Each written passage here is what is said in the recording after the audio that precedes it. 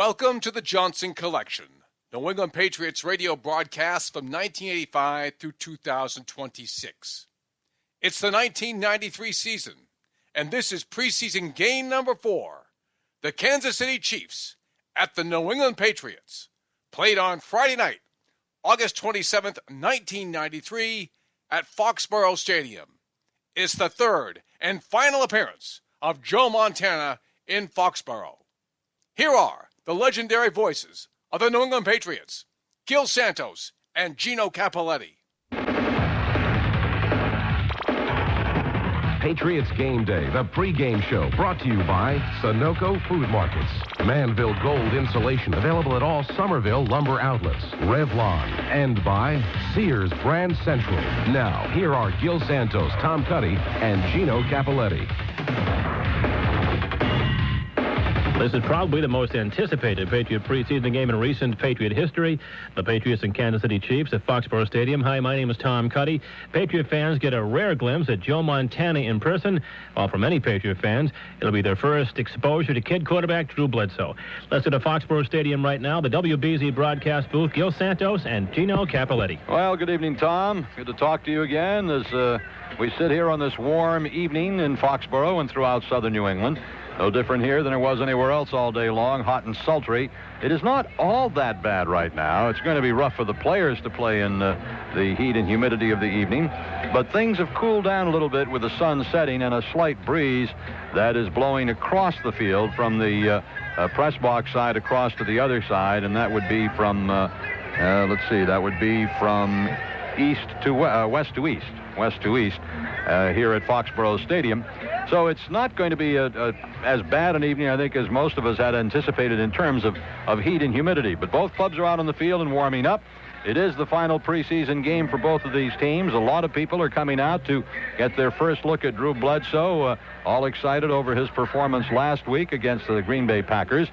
Tonight he is facing a very formidable team in the Kansas City Chiefs. Gino, I think when you get down to the last exhibition game, the final preseason tune-up, it is important because there are going to be 13 players cut from between now and next Monday to get down to the regular season roster limit of 47, and then they can sign 6 more and get back up to 53 overall. But it is an important game for a lot of players who are on the bubble. But I think the most important aspect every year of the last preseason game is, by golly, don't get anybody hurt. Well, that's true, Gil. And, of course, the 13 players who are maybe going to get cut next week, pretty much known to the coaching staff right now. A lot of the players will get the message tonight. They just, won't get that playing time that they think they need or that they'd like to have. The coaches, of course, dread this last preseason game because of any kind of untimely injuries that might occur right before the regular season starts. Yet you want to play most of your starters. You want to have them get into a good rhythm. You want to have them get the feel of getting ready for, a real curtain call type of affair to get ready for the regular season. And so they got mixed emotions as to how to handle that final preseason game. And then they want to pull a lot of the guys out before the game ends, make sure that, you don't suffer an injury that could be prevented by taking some of the regulars out. So it's really the kind of game they don't like to play. And the players themselves, I think, pretty much feel the same way. Those that are fighting for jobs, they want to go out there and play like heck. Those that know they don't have to be fighting for a job are going to be cautious, perhaps, a little bit. And the unfortunate part about it is that very often when you play football and you go and intentionally are a little cautious about it, that's when you're going to get hurt. Yeah, I don't think too many players really play like that. Once you're out on the field, there's only one way to play it, and that's all out, and most of them do that. I think the tempo of what we're talking about is really dictated by the head coach. How he does things and how he substitutes and the plays he calls and the way, he uses whatever strategy during the course of the game. If the win is important to the team, they might do things a little differently. If it's not that important, which I don't think this kind of game really is, and that's the only drawback with preseason game. They try to showcase it as, a regular professional football affair, but it isn't. And with that, you have to allow for certain things taking place that maybe are not that appealing to the fans and what you might expect to see from professional football players. So just one of those kind of situations that's kind of hard to explain. Well, we'll be seeing Keith McCants and Jason Carthen for the first time tonight, along with John Earl, the offensive lineman. We'll be keeping an eye on Carthen and McCants to see what they might be able to add to this team coming up in this season. Right now, we're going to go back to our studios and good old Tom Cuddy. Thank you very much, Gil. Thank you, Gino. When we come back on Patriots Game Day, we'll be joined by WBZ's Alan Siegel, and Alan will talk with the Patriots starting quarterback tonight. That'll be quarterback Drew Bledsoe. That's when Patriots Game Day continues on WBZ News Radio 1030. The Johnson Collection. Patriots Game Day, the pregame show continues with Quarterback Corner. Here's Alan Siegel. Welcome back to Foxborough Stadium, everybody. I'm Alan Siegel, and joining me in Quarterback Corner is tonight's starting quarterback, Drew Bledsoe, and this is week number 2 that you and I have done this show. Maybe we should keep track in case we get to like the 100th anniversary. We can go out and do something special. Yeah, sure. You can take me out to dinner or something. How's that? Me take you out to dinner? Maybe we can work something out. You got to be, I would imagine, happy with your performance last week against Green Bay and what you were able to accomplish in terms of, again, taking the steps to get to where you want to get to. I was happy with. I thought it was a good first start for me. Felt like I played reasonably smart. Went back and looked at the films and learned from a couple of my mistakes. But as I've said before, it was a relatively easy game for me to make my first start in because Green Bay doesn't blitz a whole lot. They do a lot in the way of coverages, but if you have as a young quarterback, if you have a little bit of time to look at the coverage, you can figure that out. But with the blitz, it happens so fast, you have to be real precise, and that's something that I've been working on every day in practice, and hopefully we'll be pretty proficient at in the future, is picking up the blitz. The media has focused on your positives, which rightly they should. There were a lot of positives. You mentioned you looked at the films and saw a couple of mistakes that you might have made. What were they? Just a couple of reads that I made incorrectly. There was one that I was, one pass that I threw that I shouldn't have thrown, threw it to Marv Cook, and it ended up bouncing off the linebacker's pads. I messed that up. And then there were just a couple times when the plays came in, and I got them turned around in my head a little bit. And just, a couple of kind of, little management type things, but for the most part I felt like I played a pretty smart game. We went into it with a good game plan that was easy for me to execute, and we had some success with it. Except for the speed in which things happen at this level, which is something that you've talked about a lot, this game really isn't any more different than where you played at Washington State, is it? No, it really isn't. I was extremely fortunate at Washington State to play in a system where I was responsible for a lot of the passing game, where we had a huge passing game with lots of different reads and so on. So I just feel like I have kind of a feel for the passing game, and it doesn't matter where you go. The philosophies behind the passing game, in a lot of ways, are going to remain, constant, in all of football. So, I think once you learn how to read defenses and so on, you can pretty much conduct pretty much any passing game if you know the philosophies and the basics behind the game. If any football player is worth his salt, then he is going to learn in every game that he plays in. Along that lines, tonight against Kansas City, you were playing your toughest opponent of the preseason. Bill Parcells has said this. What do you hope to accomplish tonight, and what are going to be some of the things you're going to be seeing against the Kansas City Chiefs? Well, they have, some great talent on defense. Derek Thomas is one of the great talents in the league, and he's obviously going to bring a lot of pressure, and it just will be, I think, good for me to see how I can handle, some pressure like that. I have confidence in our offensive line, but at the same time, I know that there's going to be more pressure than there was last week, just because of the talent that they have. So, I'm looking to perform under pressure and see how I can do against a good team like Kansas City. And finally tonight, granted, a quarterback doesn't have that much time when the defense is out on the field, but if you've got some time, you're going to try to sneak a look at Joe Montana, a guy that I know that you admire. Oh yeah, for sure. I'll be watching him. That's going to be really exciting for me, and kind of a reality check, I guess, to be playing on the same field with Joe Montana, and watch him play while I'm waiting to go in. Drew Bledsoe, good luck tonight against Kansas City. See you down the line next week against Buffalo, most likely. All right, thanks a lot.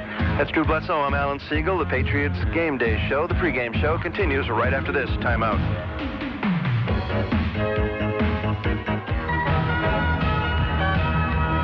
Patriots game day, the pregame show continues with the Texaco Haviland Formula 3 Motor Oil Coaches Show. Here's Gino Capoletti. Thank you and good evening. Time now for the Bill Parcells Coaches Show with Patriots head coach Bill Parcells. Well, Bill, I guess first thing that's in order is to congratulate you on your first win as a Patriot coach last week against the Packers. Well, thanks, Gino, but unfortunately that doesn't count. So just a preseason game, so I wouldn't take credit for that being a win. But I think for the players, they were happy to see some of the results of some hard work finally pay off for them on the field. And you know, we have a long way to go, we really do, but it's made for a little bit better atmosphere right now around here. And I see where you enjoy the so-called change of plans during the course of a game, and I guess that's really what coaching is all about. You told us, and you had planned to use Drew Bledsoe one half, and here he played the whole game. Well, you know, as a coach, and you have to decide some things, and there's only certain opportunities that exist for a young player to get experience. And Drew had a 2-minute drive there at the end of the first half, which was really invaluable for him to try to get some points on the board with 1:20 to go. And he did that. And then we came out in the third quarter and kind of flopped around for a little while and then got behind. And so this was another opportunity for him to try to bring the team back. And I thought that as we started the fourth quarter, if we were to get in that situation where he had the opportunity to bring the team back, then I wanted to make sure that he was in there trying to do that. And I just think those are opportunities you can't pass up as a coach because they represent such valuable experience to the player. And the time that he can get on a field, especially when he's in a good rhythm, can only be beneficial, I would think. Well, yeah, and it was going okay for him. I mean, as I said after the game, I could enumerate the things that he did poorly, but he is making progress, and that's why those things changed. And, you know, tonight I'm hoping to play 2 quarterbacks again, but we'll see what happens. Okay, Bill, your job, looking at it from the outside here now, a lot of things happening. I mean, trades, picking up players on the waiver wire, and then also doing some coaching. How has that affected you, or how do you look at it? I don't know if it's something that is more than you expected, or is it something that might be detracting from another area? Well, right now, Gino, I'm just totally focused on trying to get the right 47 guys on the original team. And that's really all that I'm working on. The preseason games, to me, are relatively unimportant. It's the composition of the squad that I'm working on. We have a new set of rules now where we really are going to be allowed 53 players, but we have to cut to 47 first. Then we can re-sign 6 additional players, along with some on the practice squad. So as a coach, the dilemma is, which players do you put on waivers? Which do you put on waivers with the intention of re-signing and bringing back the next day? And the whole composition of the squad numerically is what I'm thinking about now. And it detracts from some other things, and quite honestly. Well, I guess I have to ask you about John Vaughn. A lot of people have seen him excel in some areas, and then they have also seen some of the same things that you've seen where, you know, he kind of runs on his own. And I guess you had to make a decision, and you made when you traded him to Seattle. Well, it has nothing to do. This is a business, Gino, and it's not anything to do with personalities. And I read implications in the news media that, I didn't like Vaughn or this or that, and that's just totally incorrect. It's just something you decide he's not going to be in your plans, and once you make that decision, then you make every effort, number one, to assist him as a player, and number two, to gain benefit for your franchise if possible. It's far more difficult to trade players in this league than people realize. So particularly at this time of year when there's a chance a player was going to get cut, and you don't know whether you could get anything at all for him. So we made the trade to Seattle. I think it'll work well for John, and we're just going another direction. Looking at this week coming up, Bill, the waiver wire, of course, is probably going to be offering more at this particular time than in any other time. Do you anticipate that there could be a lot of changes in the roster that you have now and the roster that's going to start the regular season? Well, percentage-wise, I can answer that question. I would say probably no. I don't think there'll be wholesale changes, but we picked up a couple of players this week, and my feeling on the picking up the players this week was simply this. The 3 players that we let go, we were probably going to let them go 4 days from last Wednesday, Thursday anyway. So we had the opportunity to take a look for free at 3 different players that we didn't know much about, but we thought a little more of. So that was really the whole idea of claiming these guys this week, and hopefully I can play the players that we claimed, about 20 plays in the game tonight, both McCants, Carthen, and a young man named John Earl in the offensive line, and do a decent job of evaluating them on a short-term basis, and maybe hopefully we'll find a guy that can help us. And you also let the kickers go that you thought were not going to be part of the team, and I think for a couple of reasons. I think perhaps you wanted the 2 kickers you thought were going to make the team and are going to make it get 1 game under their belt before the regular season with that comfort zone, so to speak, that they know they can go out and they have a job to do. And at the other hand, you got a couple of kickers who got a chance to catch on someplace else. Well, I think your assessment's 100% accurate. I wanted to relieve the pressure of the unknowing situation in both Sisson and Mike Saxon, so they know they have the jobs here, at least for the first ball game, and hopefully that'll work to their benefit. And then, too, Sean McCarthy has punted well for the Patriots. I think he can punt in the NFL, and Charlie Bauman has proved he can kick in the NFL, so this gives them an opportunity at least to hook on with another team before the first game of the season, and I think they would both appreciate that opportunity. Bill, there was a lot of, I guess, a lot of talk about the receiver corps starting with the training camp and with the season. You had the quarterbacks, and they weren't sure that you had a flock of receivers that could play NFL football. Well, what is your assessment of the receiver corps at this point? Well, right now we have 3 rookies in the 6 players that we have remaining on the squad, and these rookies are reasonably talented, but they are rookies, and there's a little missing in each of them right now, but I think there is some talent there. And then, of course, we have Michael Timpson, Mike Farr, and Greg McMurtry, the more veteran, although they're not old by any standards. They're just 3 or 4 year guys in the league. So hopefully we're going to have, I know we're going to have a blend of some rookies at least, and 4 year guys. And if these guys can come on and play well, then that puts the receiver corps in pretty good position for a couple of years. Okay, we've got the Kansas City Chiefs tonight, and of course it's the final preseason game. Just one last curtain call before the regular season. The kind of game that I think coaches get a little queasy about. No question about it. You have your plans. They're 90% finalized or 80% finalized, and then you have to get through this last game, which can be disrupted by an untimely injury. And to compound the problem, my old nemesis Joe Montana's coming to town. It seems like I've coached against him 100 times, and he's a player I have tremendous amount of respect for, and we've had some battles, and they've gone about 50-50, and it'll be interesting to see Joe. He's a guy that I communicate with just a little bit in the off season, and we've written back and forth a couple of times, so I look forward to his return. And we're also playing for Kansas City, one of my ex-players from the Giants, Rich Baldinger, and I'm looking forward to seeing him. Now, how much do you think you'll see of Joe Montana tonight? Well, I think it depends on what Marty wants to get from him in the game. I don't know, certainly Joe Montana, I don't anticipate playing the whole game, but I think probably Joe will play until he tells Marty I've had enough, and I think, I'm ready to go. But I know he'll want to come out and drive the ball methodically down the field. That's what he wants to do, and he'll want to try to do that a couple of times so he feels like he's ready for the start of the season.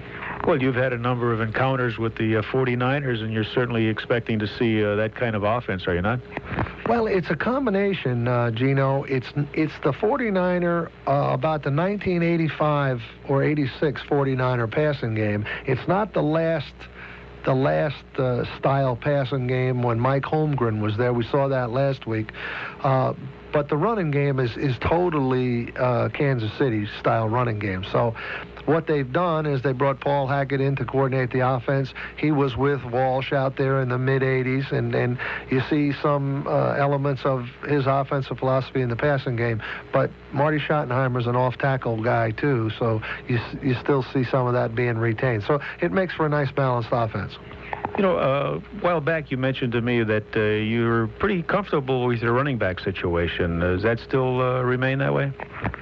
Well, I don't want to. I'm comfortable to the point whereas I think Russell can if he can survive. That's the thing I had question about him, whether he's going to be able to take the workload. I hope he can. If he can't, we're going to have a hard time. I like the fullback position. I think we have two good young players there, and really another young guy named Bernie Leggett that has NFL ability. So I feel very good about that. We're going to look at Scott Lockwood tonight. You know what he did the last couple games of last year, so he'll get a chance to run the ball, I think, 8 or 10 times tonight. Okay, Bill. Once again, thanks. Enjoy chatting with you as usual, and good luck tonight. Okay, Gene. I'll see you next week. Okay, that wraps it up for the Bill Parcells Coaches Show. Stay tuned for more Game Day Show following these messages.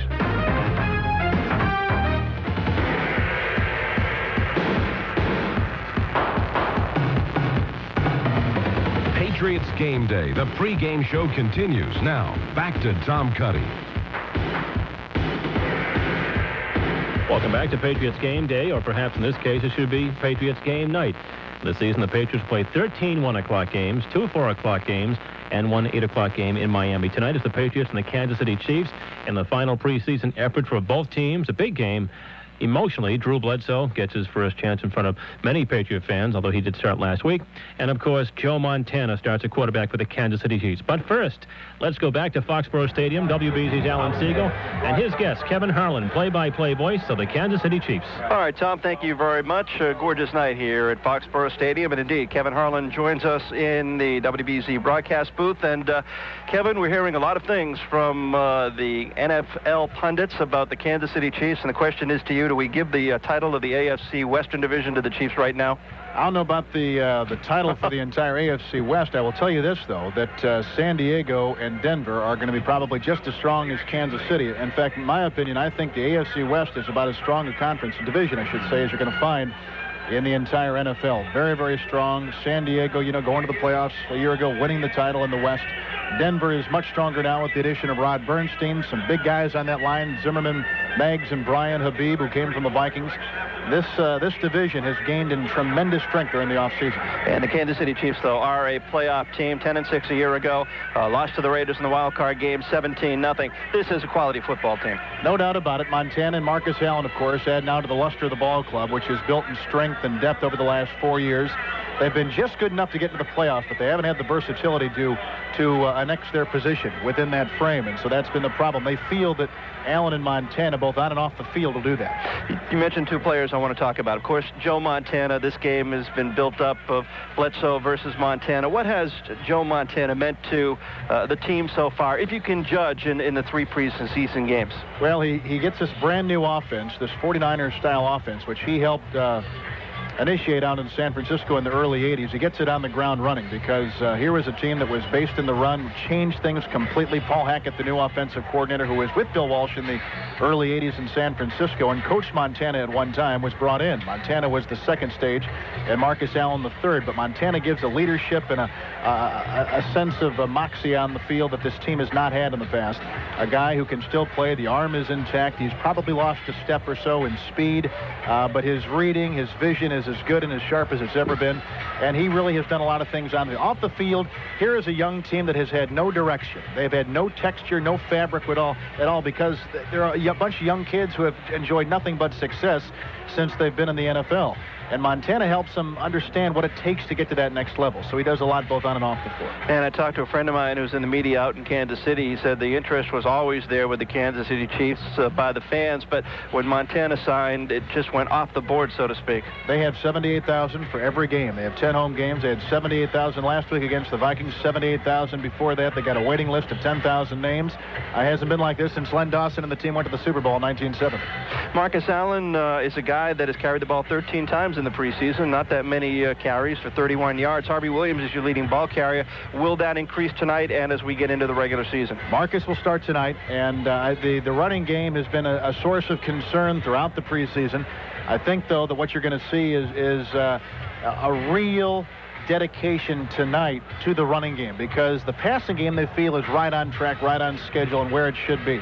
Montana has been brilliant in the 3 quarters he has played, but tonight they're going to work on the running game. And Marcus will start, and I think that's going to be a prelude to what we'll see the rest of the season. He could start either halfback or fullback. Tonight he'll be at the fullback position. I'm always curious about teams coming into Foxborough to play the Patriots, whether it be preseason or regular season, what the thinking is in terms of the game. Have you talked to Marty Schottenheimer about tonight's game against the Patriots, and especially playing against Drew Bledsoe, and what he maybe has seen on the films of Bledsoe and Bill Parcells' Patriots so far? Listen, the entire league is excited about Bledsoe. He's going to be a future star. He grew up watching Montana. I know they talked before the game. They've been in contact, in fact, before this season.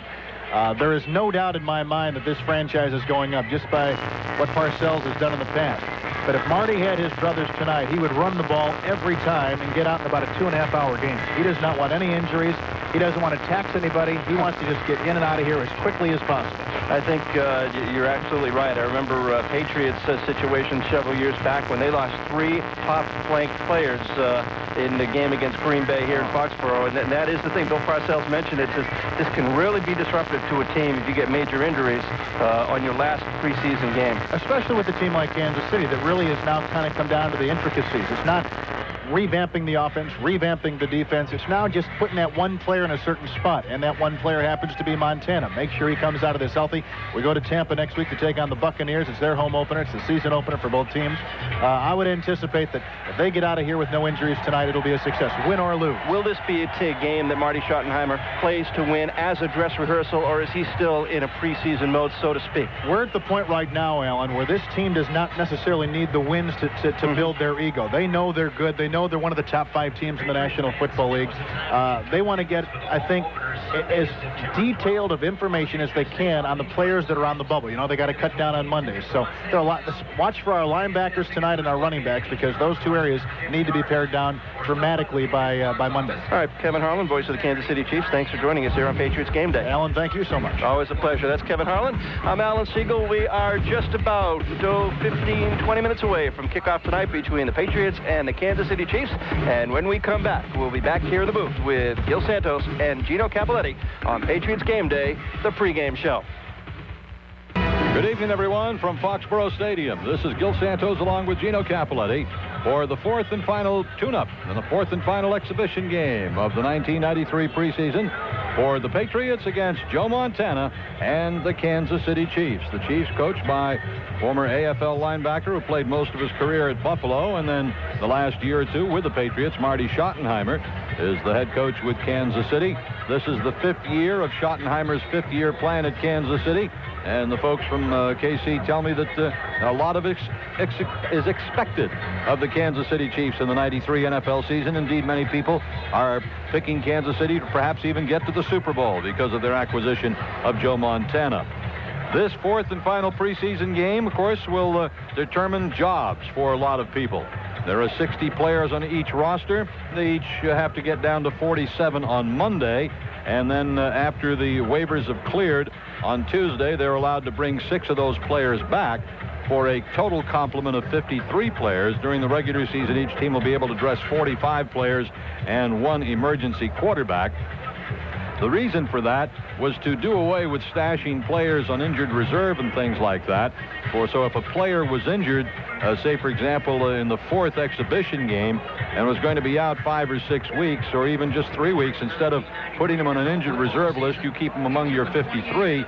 That way teams can move their players around without having to worry about putting people on the injured list, because once someone goes on the injured list now, they are out for the rest of the season once they're on injured reserve. So the machinations and manipulations of those rosters, that's the reason for that. But in any event, there will be 13 people from each club that will be getting cut, and then, of course, many of those teams will be going back to their original teams anyway when they re-sign a day later to the next group of 6. The Patriots picked up 3 players this week. We'll be getting our first looks at them. Linebacker Keith McCants, of course, the 4th player taken in the 1990 draft, cut by Tampa Bay. Down there, I'm told that they couldn't really figure out whether they wanted to play him as a defensive end or a linebacker. He was a linebacker when he first came in under Ray Perkins, and Perkins left, and they changed him over to defensive end. He prefers playing linebacker. Make a long story short, they didn't feel that he was going to be able to do the job for them at defensive end since they had drafted Eric Curry, so they cut him and the Patriots picked him up. And it's a no-lose situation, really, for the Patriots, because if McCants can return to his original form, and if Ray Perkins can help Bill Parcells in telling him the right buttons to push with this guy, they could have themselves one heck of a football player. The other linebacker they picked up is a rookie, Jason Carthen from Ohio University, was a defensive lineman there, was not drafted, was signed as a free agent, but has been very impressive to a lot of people, so the Patriots are taking a shot at him, along with center guard John Earl. All three of them will be in uniform and will play tonight. The Patriots will be starting Drew Bledsoe at quarterback on this warm evening. It is not as steamy as we had at first anticipated earlier in the day as to what it would be like tonight. There's a little bit of a breeze blowing across the field from our right and then angling across the field. So I think that'll keep things relatively comfortable. It's actually a beautiful night. They had a pre-sale of some 37,000, so they're hoping for a walk-up that might push them over 40 tonight for this exhibition game. And Gino, as we look at the Patriots going into this final exhibition game, Drew Bledsoe, the rookie quarterback, it's his job to keep if he performs well tonight. Certainly a lot of people in New England are very excited over the way this young man played last week. Well, you'd have to be because of the expectations that a lot of people had. You're the number one draft pick in the country. Pretty good credentials and a pretty good indication that you're highly thought of. And then it was a question of putting it all together, and Bill Parcells, I think, tried to bring him along as slowly as he possibly could. But he could just see the rapid rise he was making in climbing up the ladder in the quarterback derby, if there was a quarterback derby. He brought in Scott Secules from Miami in an effort to provide the team with some semblance of veteran leadership. He obviously was not about to go along with Tommy Hodson or Scott Zolak from what he saw of the previous year's films. And with that, Drew Bledsoe started to emerge quite rapidly. And with the performance that he had last week, Gil, I mean, it was just a marvelous display of young quarterbacking by the rookie. And he just held his ground. He looked so poised out there. He was able to adjust to a lot of situations. And as Coach Parcells said, hey, he could start listing a number of things that he did wrong, but it wasn't there for the naked eye to pick up. It's the things that are so delicate and so intricate as far as quarterbacking in the National Football League that you can only see on film or within the coach's approach to the way the football game should be played. Of course, the players are in tune to that as well. So those are the little things that I think Coach Parcells hopes that he might get Drew to correct and maybe try to visualize those things and maybe experience them less and less as the games go on. So I would have to say that he's making the kind of progress a lot of people thought he would make and making the rise as rapidly as they had hoped he would. Patriots pregame show continues in a moment on the New England Patriots Radio Network.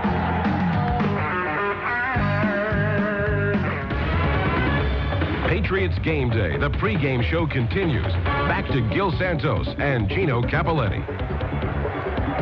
Okay, once again, back at Foxborough Stadium, getting close to kickoff time between the Kansas City Chiefs and the New England Patriots in the final preseason game of 1993. Kansas City Chiefs now coming out on the field from their locker room, ready to be introduced. Of course, expecting that if it is the offense, a big cheer for Drew Bledsoe. I mean, Joe Montana. I've got them both on my mind right now, thinking about the two quarterbacks who have kind of stolen the spotlight here in tonight's game. And just looking at a couple of the things of note in the release by the Patriots, it said that when starting quarterback Joe Montana led the 49ers to their first of 4 Super Bowl victories, which was 1982. I think they defeated the Cincinnati Bengals in that game. Well, at that particular time, quarterback Drew Bledsoe was 10 years old. So you look at the comparison in age and time, and looking at the quarterback, as they say, who has been there, and the quarterback that they're hoping will get there. Drew Bledsoe quarterbacking the Patriots. Joe Montana quarterbacking the Kansas City Chiefs in starting this game. Gil told you about what has taken place as far as the Patriots are concerned this past week.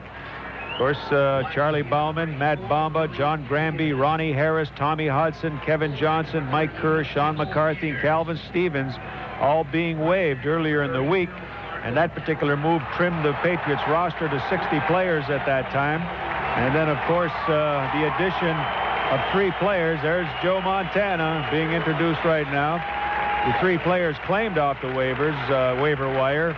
Jason Carthen from Buffalo, John Earl, Kansas City, and Keith McCants from Tampa Bay coming in an effort to make those guys come in and have room for them.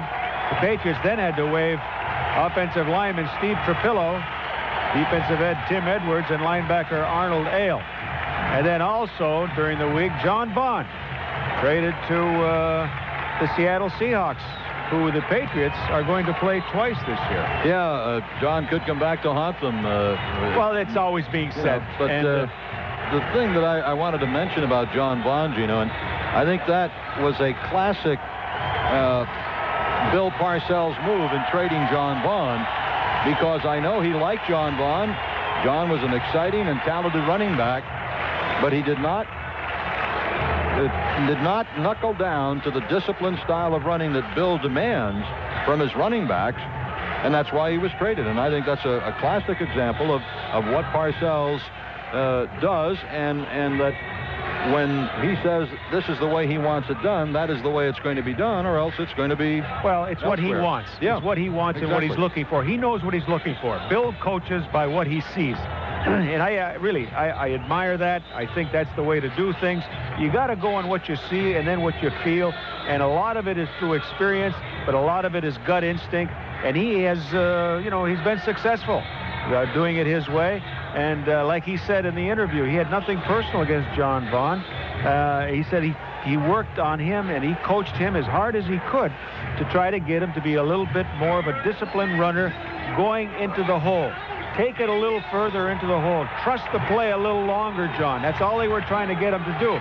But John would see a certain flash, and his running instinct was to dart laterally up and down the line of scrimmage, trying to find the little crease or the little seam to go into. Well, he just could not do it enough for Bill Parcells, repetitious-wise, and with that, he decided that I don't think he'll ever be the kind of back that I want.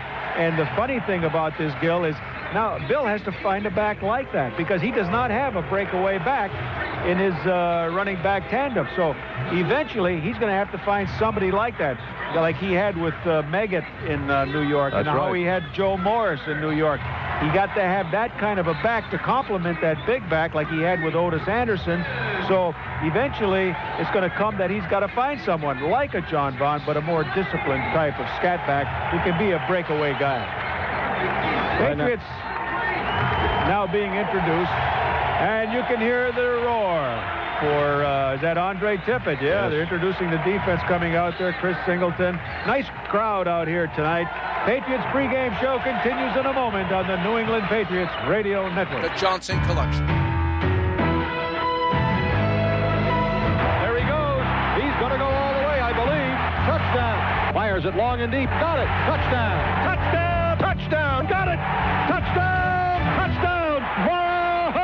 New England Patriots football is on the air. Today's game is brought to you by Shawmut Bank. Know-how that pays off. Sunoco Food Markets. Wonderland Greyhound Park. The Boston Globe. Have you read the Globe today? Sullivan Tire. New England's tire store. Buy your New England Ford dealers. Texaco Haviland Formula 3 motor oil. Add more life to your car. Kodak Gold Plus Fill. Make every special moment a Kodak moment. CompuTune. And by Gentleman's Warehouse. Tonight, the Patriots meet the Kansas City Chiefs.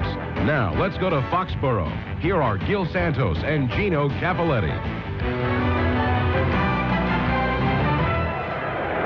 Okay, welcome back. Foxborough Stadium almost ready for tonight's final preseason game. First, let's pause 10 seconds for station identification on the New England Patriots Radio Network.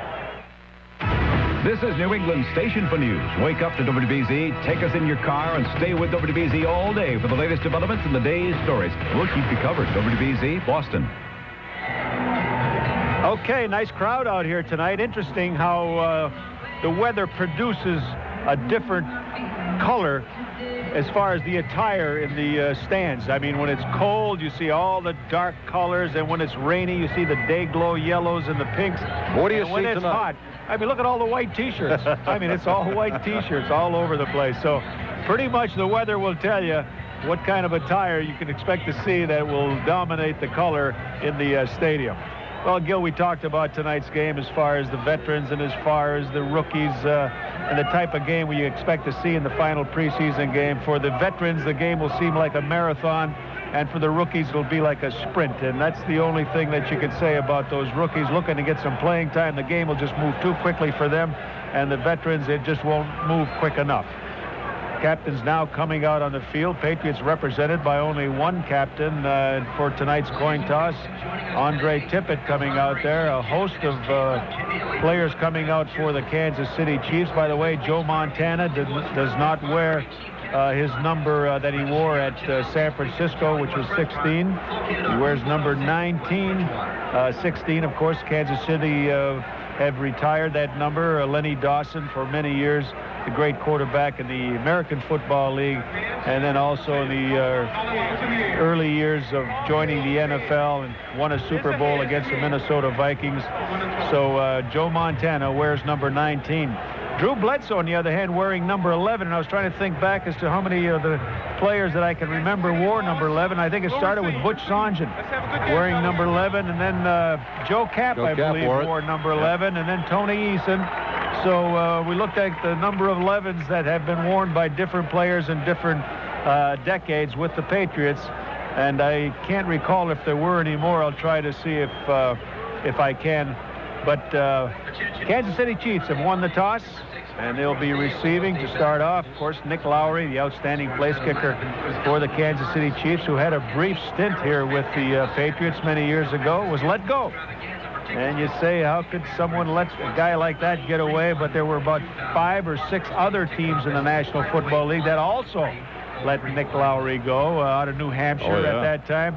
So it's just a matter of being in the right place at the right time and having an opportunity to maybe stay with a team long enough to really show what he could do. And as somebody maybe might then recognize some projected potential in a Nick Lowry, who is just holds about every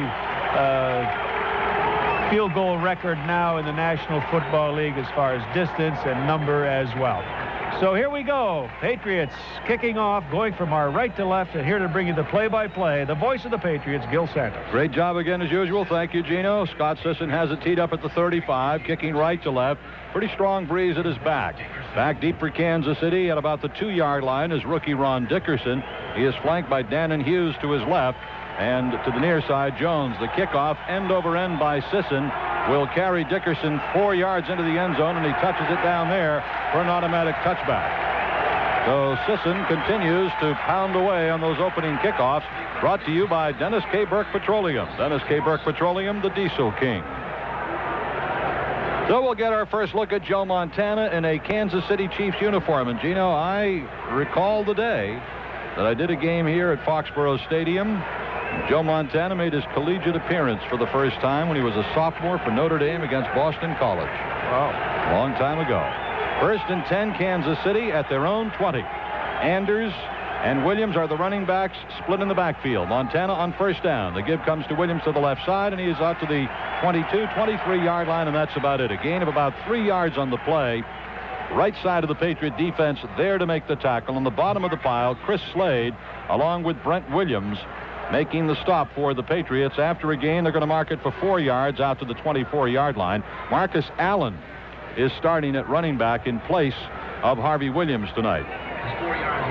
It is a 4-yard gain for Allen, 2nd down and 6 for Kansas City from their own 24-yard line. Now they shift out of a 3-man backfield into a 1-man backfield with Allen in the left slot. The lone running back is Anders. Back to throw Montana on 2nd down. Fires it up the field. It is caught at the 35-yard line. That is good for a first down. Chris Slade is there to make the tackle.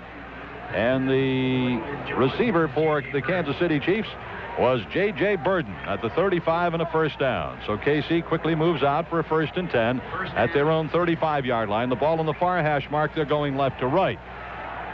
Burden goes to the far side left. To the near side right is Willie Davis.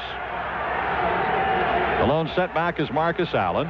3 tight ends for Kansas City. The give to Allen coming to the right side, and he is hit and smothered at about the 37-yard line. A gain of only 2 yards on the play.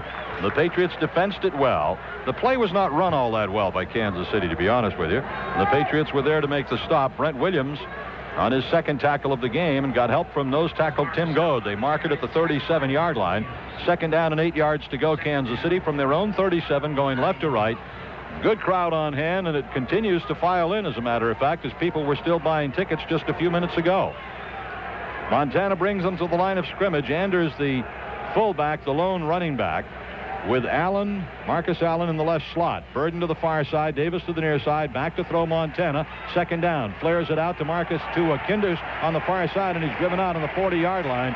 Good coverage by the Patriots. Vincent Brown and Chris Slade over making the tackle on Kimber Anders. Not the easiest name in the world to say. Kimball Anders is from Houston, was actually signed by the Chiefs as a free agent back in '91. Was not drafted and has come on to be a pretty good football player for them. Ball marked at the 40-yard line, third down and 5 for Kansas City from their own 40.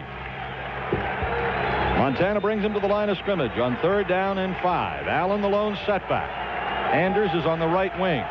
Montana's back to throw. Here comes a blitz. He lets it go over the middle. It is caught over the middle at the 50. Breaking loose at the 45, 40, 35, 30. That's Cash down inside the 20-yard line.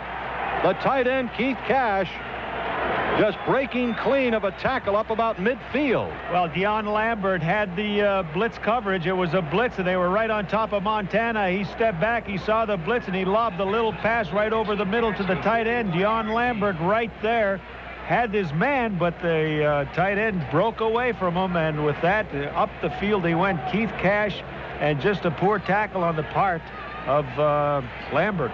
Finally brought down by Adrian White, the free safety. First and 10, Kansas City at the Patriot 18-yard line. From wide left in motion right comes Willie Davis.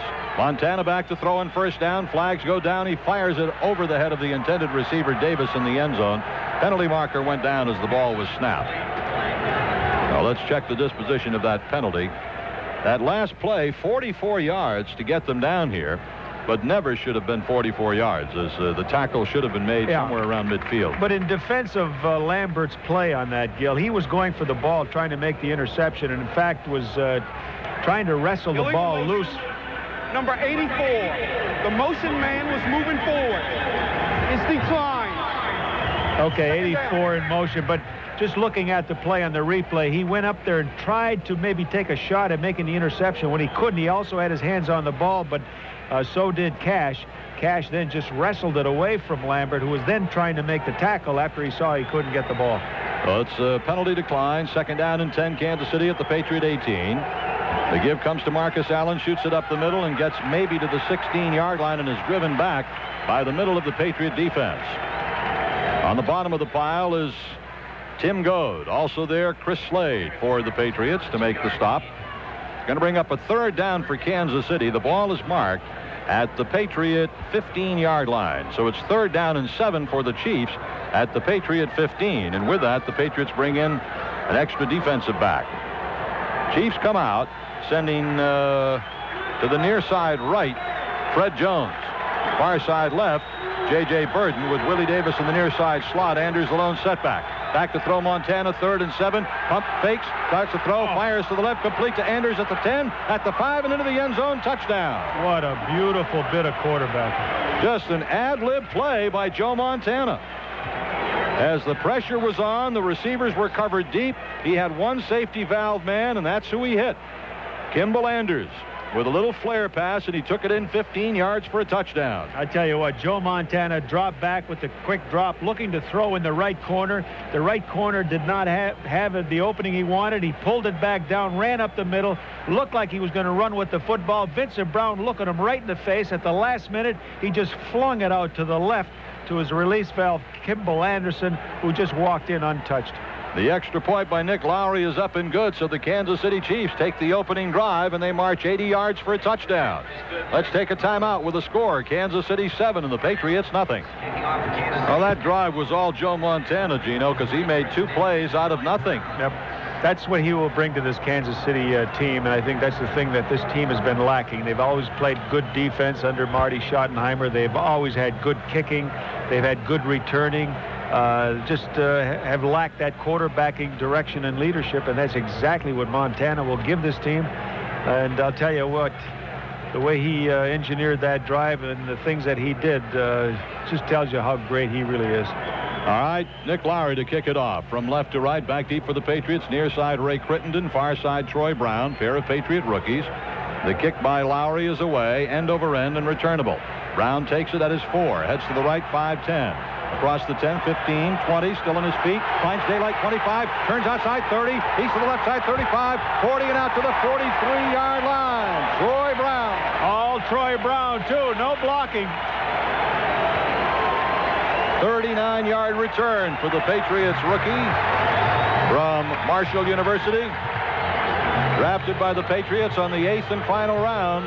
Bring it all the way out to the 44-yard line for that return by Troy Brown. Boy, that just helps this offense so much by getting the ball out beyond the 40. So you can just see the offense licking their chops a little bit, coming up to the line of scrimmage with much more confidence than coming up, say, inside your own 20. Turner, the fullback, offset right half is Russell. Drew Bledsoe at quarterback. The crowd yelling Drew. Goes over the middle. It is complete to Marv Cook up to the 48-yard line, and a gain of about 4 yards on the play. Cook fell as he made the catch. Patriots starting offensive line. Bill Lewis, the center. Todd Rucci and Eugene Chung are the guards. Bruce Armstrong and Pat Harlow are the tackles.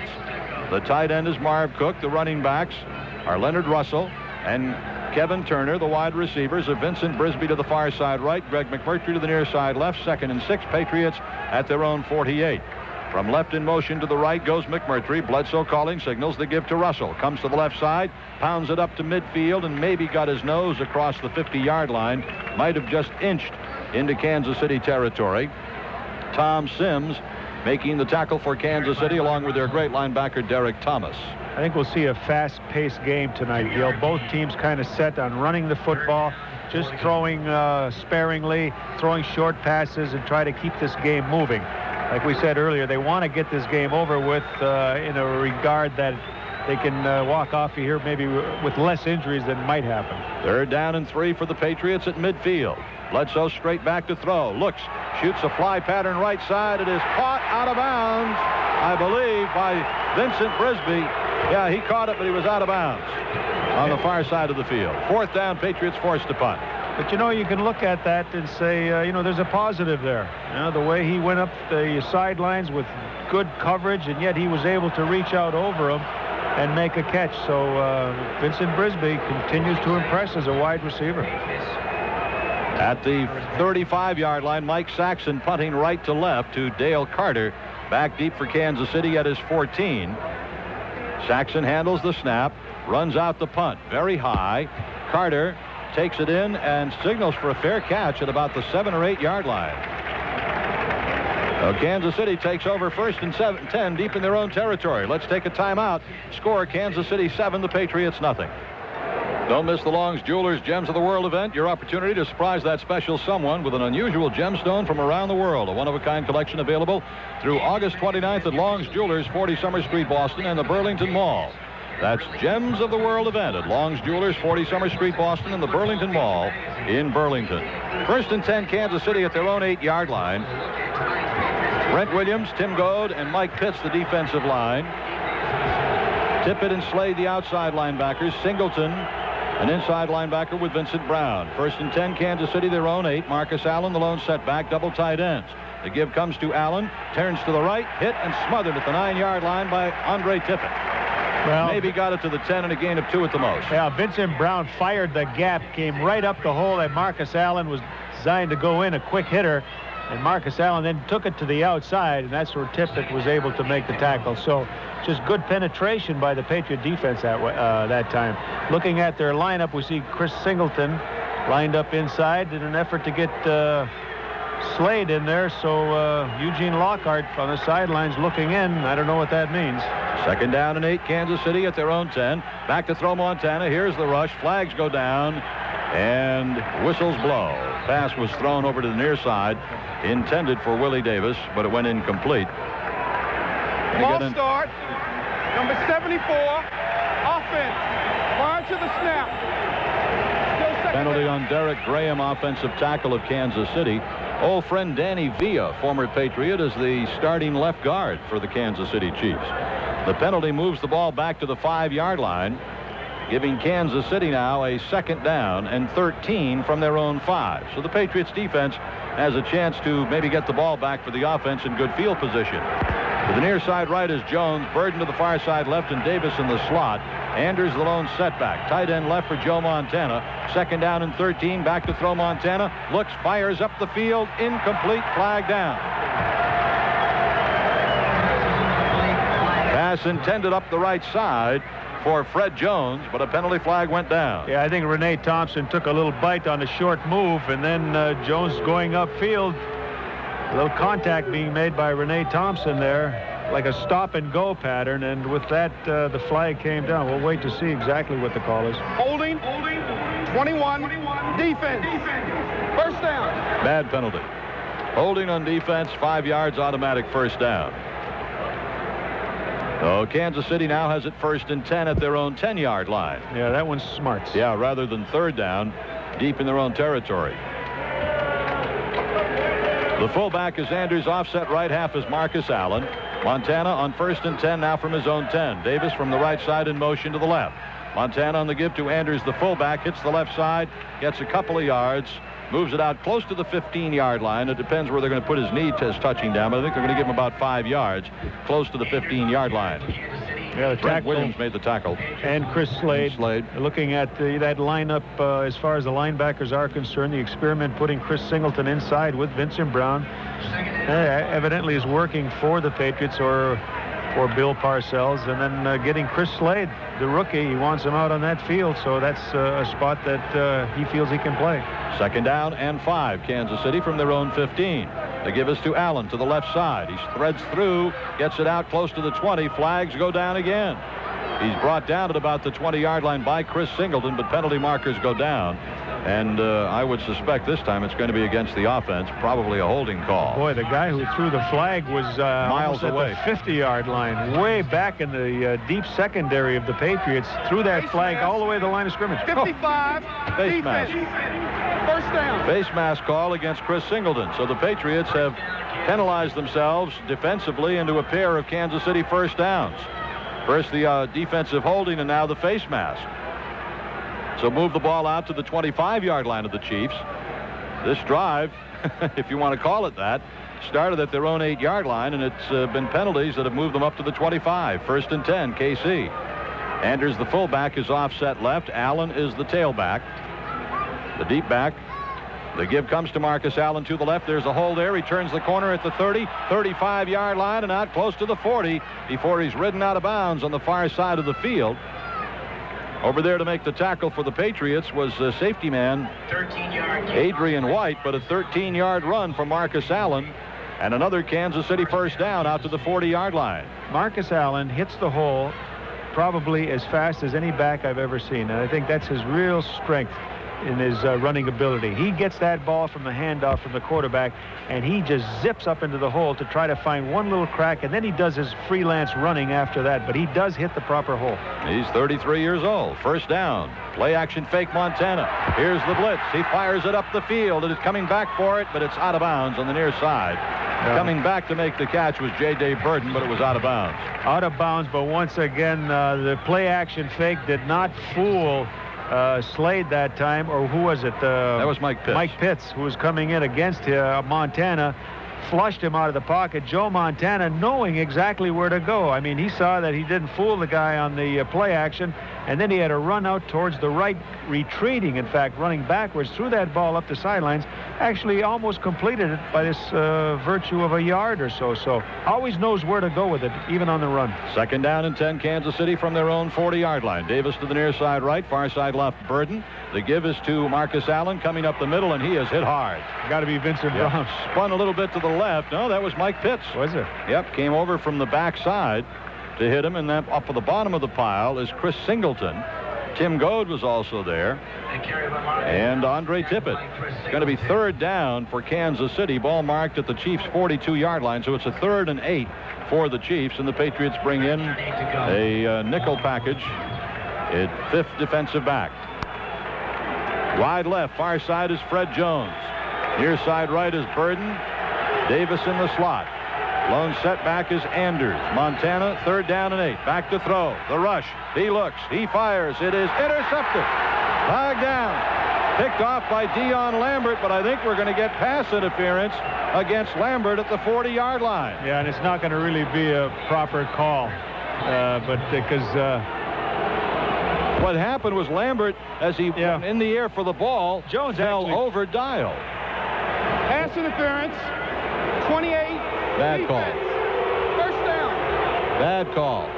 As Dion Lambert went in the air to make the interception, he bumped into Mike Dial.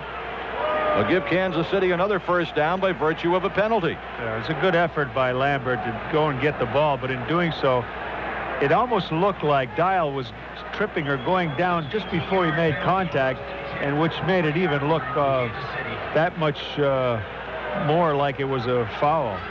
It is 1st and 10, KC at the Patriot 40. Play action fake Montana. Looks, shoots it long and deep and overthrown. Intended for J.J. Burden. He's looking for a penalty as well. He figures, what the heck, there's so many flags flying around. I might as well see if I can get one. It'll be 2nd and 10, Kansas City, as Montana went for the downs. But Burden was double covered, and Montana just flat out overthrew it. 2nd and 10, Kansas City at the Patriot 40-yard line. They started this drive at the 8-yard line. They have gotten first downs on 3 penalties. Defensive holding, face mask, and now pass interference. 2nd and 10, Kansas City. Patriot 40-yard line. Andrews fullback offset right, goes in motion to the left. Allen, the lone setback, takes the pitch and heads to the left. He's hemmed in, breaks it back to the right, and he's brought down in a fine defensive play by Mike Pitts.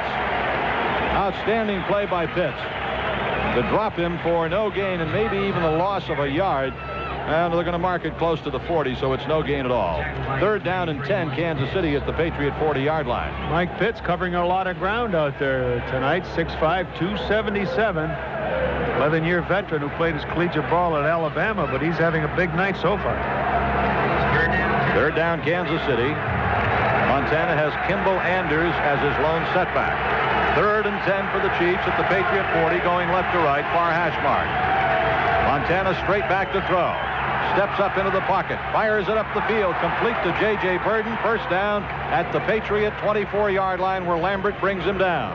The Montana pulls the fat out of the fire and drills him for a first down. Well, I got to tell you, he's back to pass. There's pressure on him. The Patriots really coming in after him. And he gets that receiver running a short post, about a 25-yard pass, and he just guns it right in there, right on the money. The receiver does not miss a stride.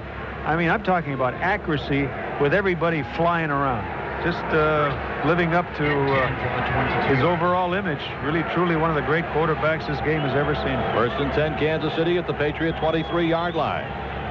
Anders offset fullback right. They give us to Marcus Allen coming up the middle. Tries to break it outside to the right, being hemmed in and brought down as he gets it across the 20 to about the 17-yard line.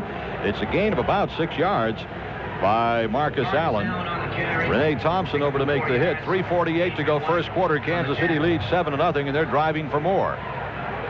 Penalties have helped them on the drive, but that Montana 3rd down pass was a dandy.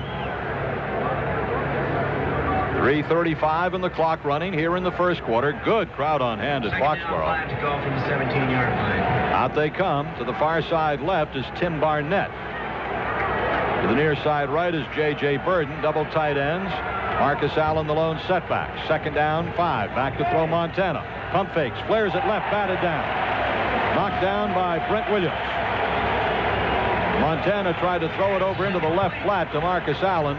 Brent Williams leaped in the air and knocked it down. That'll bring up a 3rd down for Kansas City. Nice job by Brent Williams, because when you can no longer penetrate and you feel like that quarterback's about to pass, defensive linemen are schooled that then just jump up in the air, put your arms up, and you never know when you can deflect one. In this case, he jumped up right in front, and that ball just hit him right smack in the hands. Montana's 5 of 9 for 90 yards. He's got a 3rd down and 5 right now at the Patriots 17. They're 4 for 4 in 3rd downs. Back to throw Montana. Deep drop. Looks, guns to the end zone. Open, and it is incomplete. Batted away by Renee Thompson. He caught it, but he didn't have possession. He batted it so that the intended receiver, Tim Barnett, was juggling it in the end zone, and when he finally was able to pull the handle on it and hang on, he was already out of the end zone. Yeah, I guess the thing that I'm trying to point out is once again it was a strike thrown by Joe Montana. I'll tell you, he is so accurate. And this is like a 35-yard pass. I mean, he had to throw it just beyond the reach of Dion Lambert and get it to Barnett, which he did, but Barnett kind of juggled it going out of the end zone, so the official said you didn't have possession. 35-yard field goal attempt for Nick Lowry. Snap is high, the ball is down, the kick is up, and it is good. Nick Lowry hits a 35-yard field goal with the score Kansas City 10, the Patriots nothing. Let's take a timeout on the New England Patriots Radio Network. The Johnson Collection. 3:07 left to play here in the first quarter. Kansas City leading 10-0. That drive, 92 yards in 13 plays, took almost 6 minutes. A 35-yard field goal by Lowry. 3 times in that drive, the Patriots were penalized on 3rd down, which converted into Kansas City 1st down. So they had a chance to pin them deep. But the penalties, a face mask, a defensive holding, and pass interference kill that. Lowry to kick off, left to right, Brown far side, Crittenden near side for the Patriots. As they come up for their second possession of the game, end over end and returnable. It's coming up short, as a matter of fact, about the 8-yard line. Brown to the 10, 15, 20, out across the 25 to the 27-yard line. And he certainly puts a jolt of excitement into things when he gets a kickoff, I'll tell you that. I'll tell you, he gets the attention of the opponent's special teams coach. Let's take a timeout with a score, Kansas City 10 and the Patriots nothing. Patriots' second possession of the game. They're 1st and 10 at their own 27-yard line. And I suspect they're going to try to run the ball this time, because they've got 2 tight ends out there, Marv Cook and Ben Coates, and only 1 running back, Leonard Russell. And the thing that Coach Parcells certainly doesn't like at this point, you're talking about the second possession in tonight's ball game. There's only 3 minutes left in the first quarter. Yeah. Out they come. McMurtry goes to the far side right, Brisby to the near side left. Cook lines up on the left wing, Russell the lone setback. Kansas City 4-man defensive front. In motion left, back to the near side comes Cook, back to throw Bledsoe on 1st down, pulls the trigger, caught out at the 34-yard line by Marv Cook. Little Bledsoe. In and out move by Marv Cook that time, lined up in the left tight end slot. Just makes a little move, slants in, curls in over the middle, and then diagonals back out towards the left sidelines. Nice touch pass by Drew Bledsoe there. It is a gain out to the 34-yard line. A gain of 7 yards, 2nd down and 3 for the Patriots from their own 34. Again, Russell the lone setback, and again Cook on the near side, left wing, goes in motion to the right. Bledsoe on 2nd down. The give to Russell, turning wide right. Going to turn the corner for a 1st down. He's out to the 40-yard line. 1st down, Patriots. That time, just a power sweep for Leonard Russell. 1st and 10, Patriots out at their own 40-yard line. Strong tackle by the cornerback, Dale Carter, coming up. Good player, Gino. Number 1 pick a year ago. And he really came flying up and tripped. In fact, turned Leonard Russell upside down as he made a dash turning up the sideline, just flipped him right over. They mark it at the 39-yard line. 1st and 10, Patriots, their own 39. Now Turner in the backfield, the fullback, offset left. Russell, the deep back. Play action, fake Bledsoe. Back to throw. Fires near side, incomplete. In and out of the hands of Vincent Brisby at midfield. It hit him right in the chest and bounced straight out. He was down on his knees for some reason, coming back on that curl-in. Might have been just leaning forward. The ball got on him so quickly that he wasn't ready to accept it, so to speak. But a strike being thrown once again by Drew Bledsoe. You can see a little pattern developing here. The Patriots throwing on 1st down, trying to loosen up that Kansas City defense, and then seeing what they get and then running on 2nd down. Drew can really drill it. 2nd and 10 from their own 39. Same formation. Turner, the offset fullback left. Russell, the deep back. Draw play to Leonard Russell. Coming to the left at the 40. Runs into traffic. Gets to the 43 and is hammered down by a swarm of Kansas City tacklers. Doug Terry was there for Kansas City. Tom Sims was there for the Chiefs, and defensive back Martin Bayless.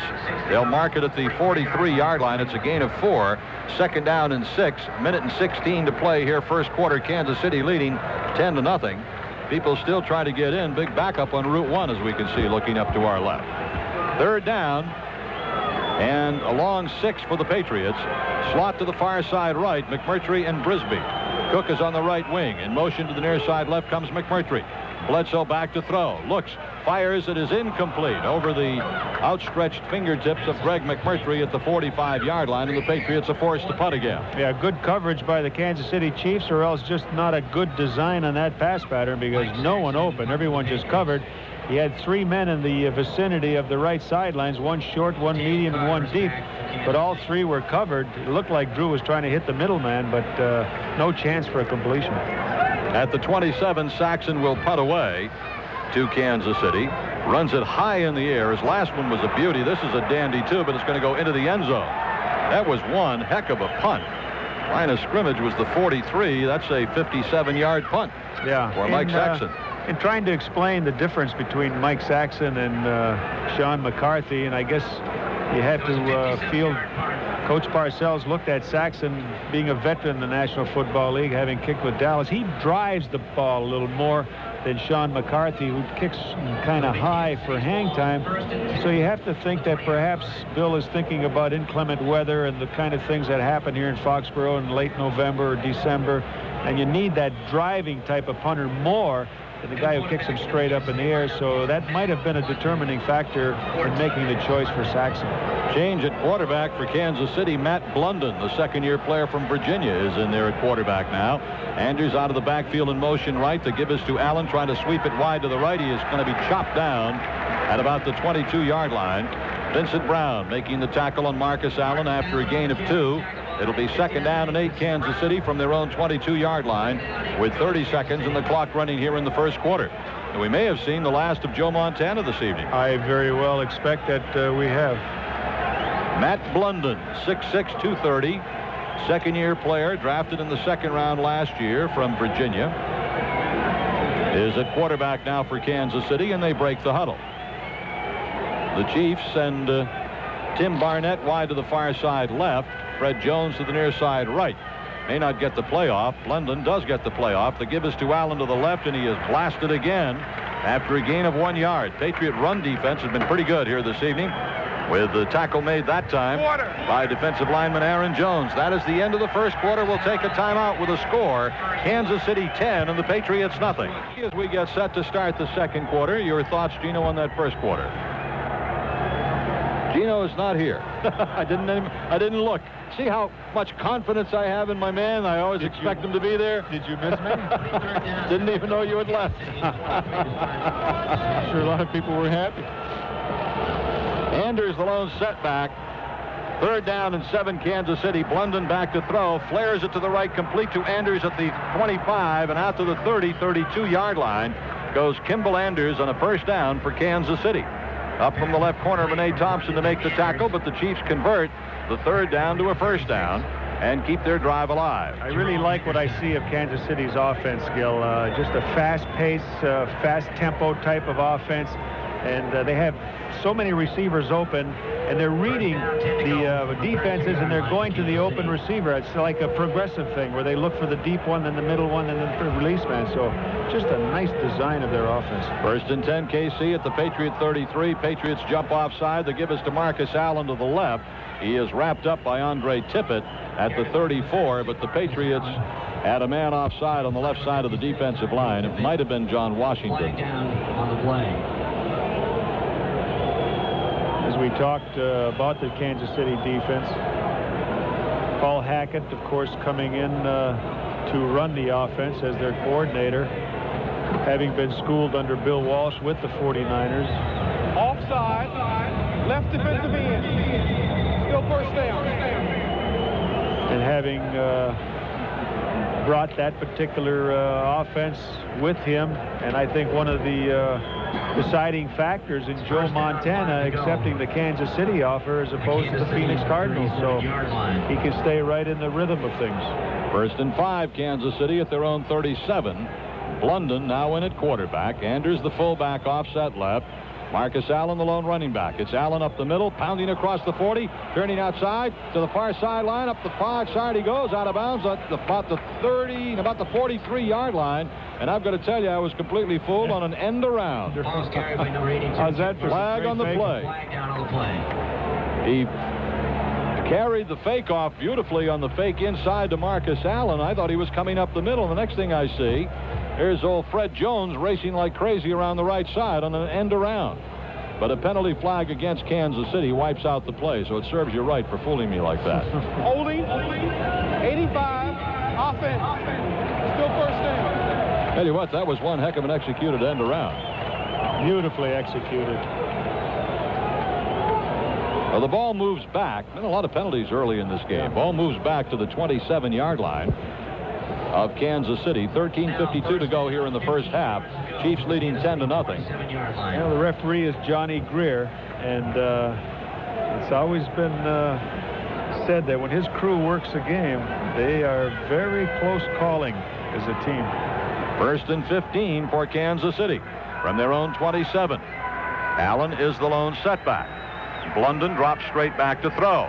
Fires it up the field, and it is complete at the 41-yard line, but immediately brought down in his tracks was wide receiver J.J. Burton. Ball marked at the 41-yard line. It'll be a second down for Kansas City. They did not pick up the first down. It'll be second and about 1 for the Chiefs from their own 41. J.J. Burton, 5'9", 170-pounder from Oregon. He goes out, and Fred Jones replaces him to the near side left. Willie Davis to the far side right. Anders, the fullback, offset right. Allen, the lone setback. Second down and a long yard. The give is to no one. Play action fake. Blunden shoots it long and deep left side. Incomplete. Intended for a diving Fred Jones, who is another one of those water bug types at 5'9" from Grambling. And he'll bring up third down and a long yard for Kansas City from their own 41-yard line. Well, they thought they'd catch the Patriot defense suspecting that they might run the football on 2nd and 1. Good time for a little play action and go for the bomb, but wasn't open. Just a little bit overthrown, but a good gamble on Kansas City's part. Now the fullback is Ernie Thompson. The backs Thompson and Allen are split. Fumble on the snap. Pile up on the ground at the 38-yard line. Now let's see who has it, as they're having a scrum for the ball down there. Blunden pulled back and didn't have the football. No signal yet from the officials. Apparently Kansas City recovered its own fumble, so they retain possession. And Brian Barker is in to punt for the Chiefs, and Troy Brown goes back deep for the Patriots. Line of scrimmage to the 39-yard line of Kansas City. Standing back at the 23 is Barker. He'll punt away to Brown, who's back at the 13 for the Patriots. Barker punting from right to left. Handles the snap, runs it out. High in the air, returnable, taken by Brown at the 20. Heads left to the 25 and is cut down at about the 27-yard line. A 7-yard punt return by Troy Brown to about the 27-yard line. 41-yard punt by Barker. With the score, Kansas City 10, the Patriots nothing. Let's take a timeout on the New England Patriots Radio Network. Gil Bledsoe and the Patriot offense back on the field to see if they can get something going on their third possession of the game. 12:16 left, first half. Chiefs leading 10-0. Ball is at the Patriot 27-yard line near hash mark. They'll be going left to right. Bledsoe has the first unit out there with him. Lewis at center. Chung and Rucci the guards. Armstrong and Harlow the tackles. Cook the tight end. Far side left is McMurtry. Near side left. The right is Brisby. Gash the fullback offset right. Play action fake Bledsoe on first down. Fires near side, complete to Gash at the 30. Sam hits up close to the 35 and then is driven back by several Kansas City tacklers. Lonnie Martz was there for the Chiefs, and Percy Snow, former #1 draft pick, along with Tracy Seaman. Ball is going to be marked close to the 35-yard line. It's going to be marked right on the 35-yard line. A gain of 8 yards on the swing pass to Sam Gash. Bill Parcells very happy with his two fullbacks, both second-year players, Turner and Gash. McMurtry to the far side left and Brisby to the near side right. Gash, the fullback, offset right half, is Leonard Russell on second down and 2. The give is to Gash, pounds it up the middle and grinds it out for a first down. He's driven back, but he's going to get forward progress to about the 38-yard line, which is going to be enough for a first down. Sam stands in at 5'11", 224 pounds. Hits the hole very, very rapidly. Gets off the ball very quickly. Yeah, he packs a wall up when he goes in there. It's the kind of runner that Sam Gash is. And he just have to like his work ethic and the way he takes this game. To the far side left is Brisby, to the near side right, McMurtry. First and 10, Patriots, their own 38. Bledsoe looks at the 5-man front. The give is to Russell, coming up inside across the 40. Gets it close to the 41 and is pounded down. Doug Terry there for Kansas City to make the tackle with Joe Phillips and Tim Newton all in on the stop of Leonard Russell. A gain out close to the 42-yard line, so it's a gain of about 4 for Russell. Second down and 6 yards to go, Patriots.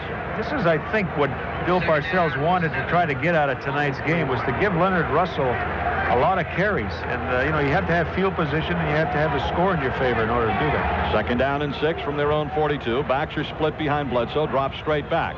Pass protection breaks down, and he is sacked back at the 34-yard line by linebacker Tracy Seaman. That time, the right side of the Patriot blocking wall was caving in, and Kansas City had heavy pressure with Seaman coming from his linebacker spot to sack Bledsoe back at the 35-yard line. First sack of the game for either team, and it'll bring up third down and about 13 yards to go for the Patriots from their own 35. 10 minutes left first half. They trailed 10-0. Brisby to the far side left, McMurtry to the near side right, Timpson and Cook in the right side slot. Bledsoe is out of a shotgun formation. Takes the direct snap. Stands in the pocket. Fires to the left. Complete to Russell. Drives up the left sideline. First down. Up and out of bounds. Leonard Russell out to the 48-yard line. Good read by Drew Bledsoe that time. He got the open man. Nice pattern run. Everybody covered. Leonard Russell coming out of the backfield. Pulled up into a little bubble area. Looked back at the quarterback, and the ball was on its way. And just a nice choice by Bledsoe, obviously, as Leonard Russell then took it to the outside. Picked up enough yardage to just get the first down. First and 10, Patriots at their own 49. Russell now the lone setback as the Patriots go with 2 tight ends. Cook on the right wing. Coates is tight to the left. First down, Bledsoe maybe checking off at the line of scrimmage. Long count. Give us to Russell, heading to the left. Turns the corner at the midfield stripe. Runs out of bounds on the far side. Driven out by several Kansas City Chiefs. Russell on the carry. Percy Snow was over there for Kansas City, along with Derek Thomas and defensive back Kevin Ross. Gain of 4 yards. Bill Parcells signaling to Drew Bledsoe to get him going. He wants a little quicker tempo with the quarterback calling the plays, getting him to break the huddle, bounce up at the line of scrimmage, and start hitting him a little faster. And I think this is what he's trying to get, an up-tempo with his offense. Second down play for the Patriots. 2nd and 6. 9 minutes to go first half. They trailed 10-0. The backs, Gash and Russell, are now split behind Bledsoe on second down. Fumble on the play. Ball bouncing loose. Recovered by the Patriots. Back across the Patriot 45-yard line. Recovered by Bledsoe. Bledsoe recovered the fumble. A mess up on the exchange between Lewis and Bledsoe. And the ball was just bouncing along behind the line of scrimmage with no one in sight. Bledsoe went racing after it and dove on it to recover it at his 43-yard line. Brings up third down and long yardage for the Patriots. 3rd and 16 now from their own 43. So you can bet Kansas City will be coming. Look for right side linebacker defensive end Derek Thomas. Bledsoe out of a shotgun on 3rd and 16. Takes the direct snap. Stands in the pocket. Looks, fires up the field. Oh, what a great catch at the 27-yard line for a first down. Timpson. Diving, leaping catch by Michael Timpson. Patriot first down. What a dandy. Drew Bledsoe in the shotgun formation. He's eyeballing Timpson all the way. Throws a strike right up the middle. Michael Timpson just stretches himself out, all 5'9" of himself, and comes down with the ball with a great fingertip catch. I think he's had a very good preseason. Yes, he has. It is Brisby to the far side left, to the near side right, McMurtry. 1st and 10 at the Kansas City 26-yard line. Bledsoe, play action fake. Back to throw. Flares it to the right. Complete to Russell at the 20. Tries to break it back, but he's going to be driven down at the 20-yard line. 2 Kansas City Chiefs there, Lonnie Martz and Dale Carter, to make the tackle on Leonard Russell, but the gain was to the 20-yard line, actually inside the 20 to the 19. So it's a 7-yard gain, bringing up 2nd down and 3 for the Patriots at the Kansas City 19. First good drive of the game for the Pats. What a catch by Timpson on 3rd and 16. Boy, oh boy. Bledsoe now 6 for 9, 71 yards passing. Frisbee to the far side left. McMurtry to the near side right. 2nd and 3. Sam Gash pounds it up the middle and drives it down close to the 15-yard line and close to a first down. Sam Gash just taking it right up the middle. They will mark it at the 16-yard line. And as I try to eyeball it in, I would say they have a first down, but I believe they're going to bring the chains out. Tough to beat those Penn State fullbacks, Gino. And Penn State receivers. And that's right, Michael Timpson. And matter of fact, there are 3 Nittany Lions in this club: Rucci, Timpson, and Gash. First down, Patriots on the run by Sam Gash. So it is 1st and 10 for the Pats at the Kansas City 16-yard line. And a very large and enthusiastic crowd here for exhibition game tonight in Foxborough. Out of the huddle they come. It's a slot to the near side right. Frisbee is wide. McMurtry's in the slot. Gash and Russell split in the backfield behind Bledsoe. First down, Kansas City 16. Bledsoe back to throw. Flares it left, complete to Gash. On his feet inside the 10. 5. Pounds it in. Down in. They're going to give in. Let's see. They rule him out at the 1, or they're going to give him a touchdown. I believe they're going to rule him out of bounds at the 1-yard line. Sam Gash catching that flare on the left sideline and just hell-bent for leather, driving for the end zone, giving the Patriots a 1st and goal to go about a foot away from the Kansas City goal line. Now you can see the play develop from up here, and Sam Gash coming out of the backfield right away was not covered. I believe it was a linebacker that was supposed to get out there. Drew Bledsoe saw he was open right away, did not look at anyone else, gave it to him right away and let him run with it. 1st and goal at the Kansas City 1. Bledsoe calling signals. Cook goes in motion to the left. The give comes to Sam Gash. He tries to hurdle the pile, but he is driven back. No gain. It'll be 2nd down and goal to go for the Patriots at the Kansas City 1-yard line. Sam Gash was a very big part of that drive. Several fine plays by Gash. And, of course, Michael Timpson had the big catch. It's going to be 2nd and goal for the Patriots at the Kansas City 1-yard line, actually inside the 1, about a foot away. Kansas City mounts up its goal line defense. The Patriots have 3 tight ends. Now they line up in an I. Gash the fullback, Russell the tailback. Bledsoe calling signals. In motion to the left goes Cook. The give is to Russell to the left. He drives it in. Touchdown, Leonard Russell.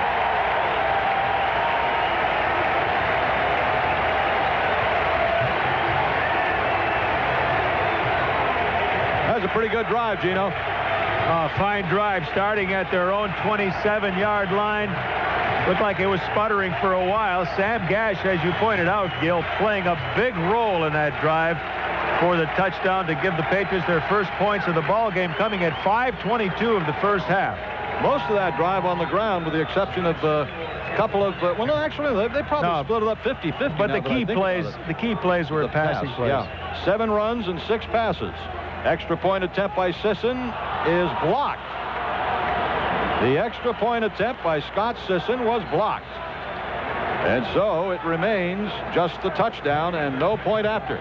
Let's take a timeout with the score. Kansas City 10 and the Patriots 6. Let's pause 10 seconds for station identification on the New England Patriots Radio Network.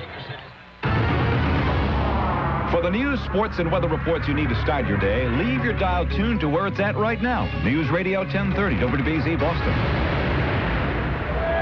A 73-yard drive in 13 plays, 7 runs, 6 passes, and that's Bill Parcells' kind of drive, really. 6 minutes and 52 seconds of possession time. Very, very upset, though, about the point after being blocked, because you got to be in the game on every single play. And like he will be saying to them, look, there are 100 ways to win a ball game. There are 100 ways to lose one. And one of them is by virtue of a point after if you just kind of get too lax.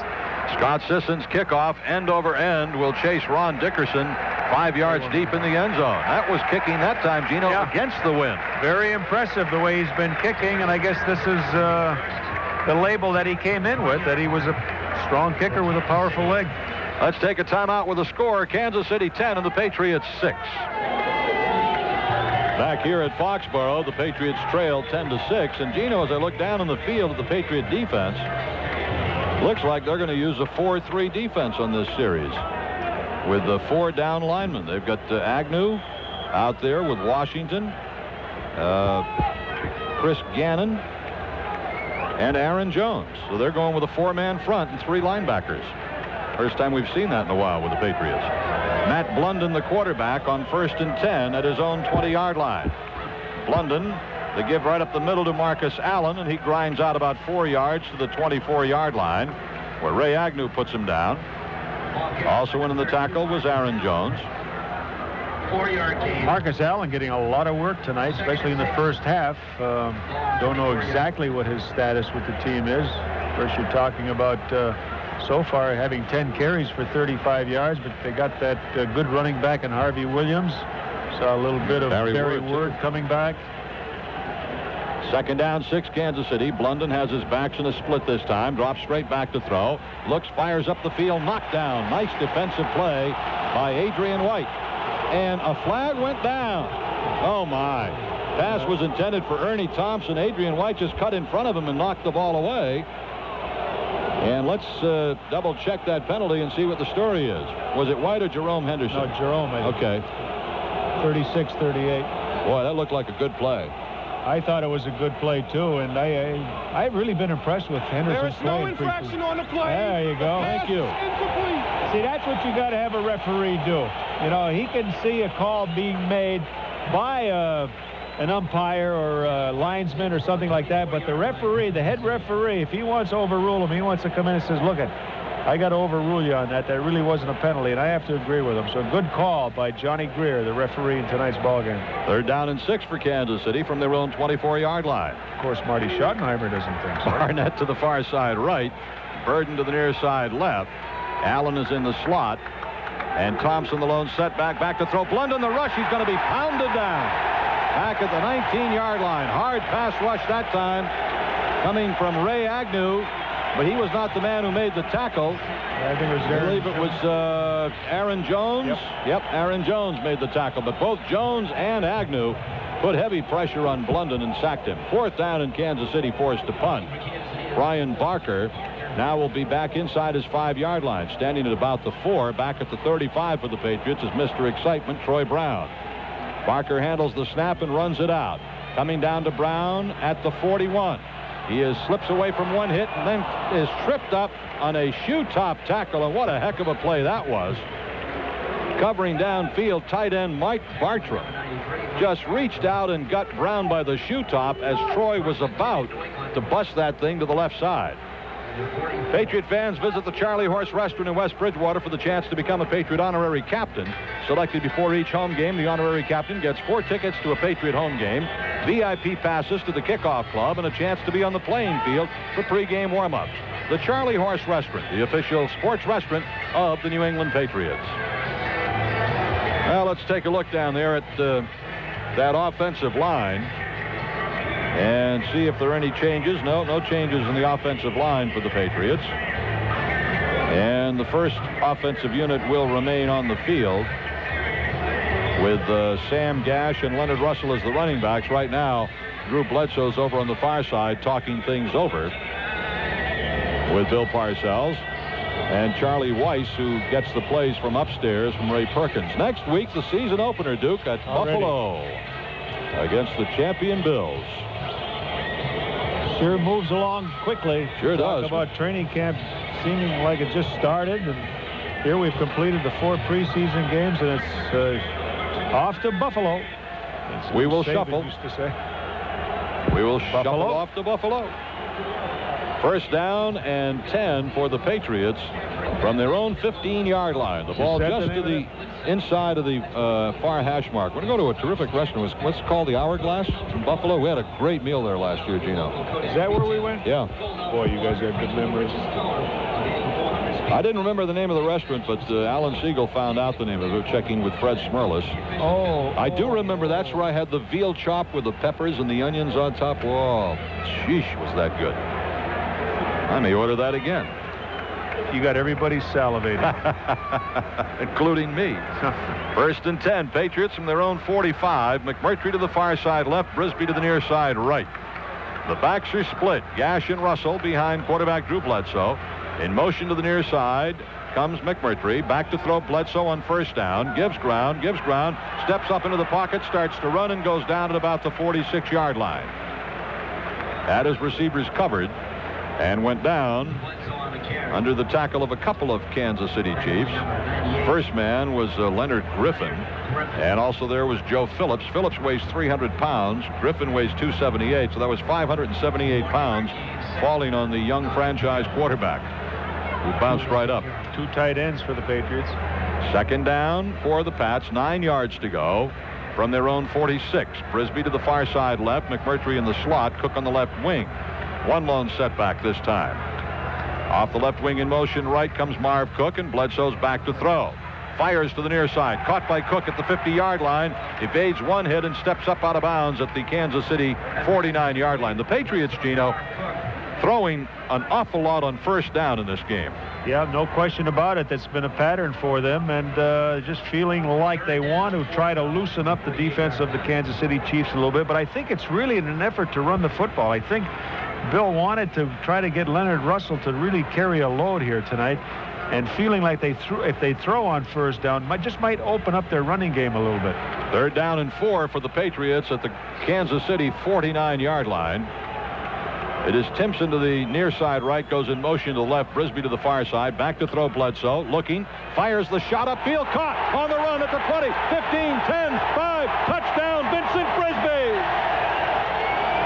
A bullet from Drew Bledsoe to Vincent Brisby, the rookie combination for the Patriots. Boy, I'll tell you, that was a bullet. Gary Lewis was in coverage of Brisby. Gary Lewis fell down at the 25-yard line. And with that, Brisby just kept going on the go pattern and a perfect strike thrown. He had to go out and reach for it, catch it, maintain his balance. The safety man coming over just couldn't get there in time. Zip, zip, bang, bang. How do you do? We got a touchdown.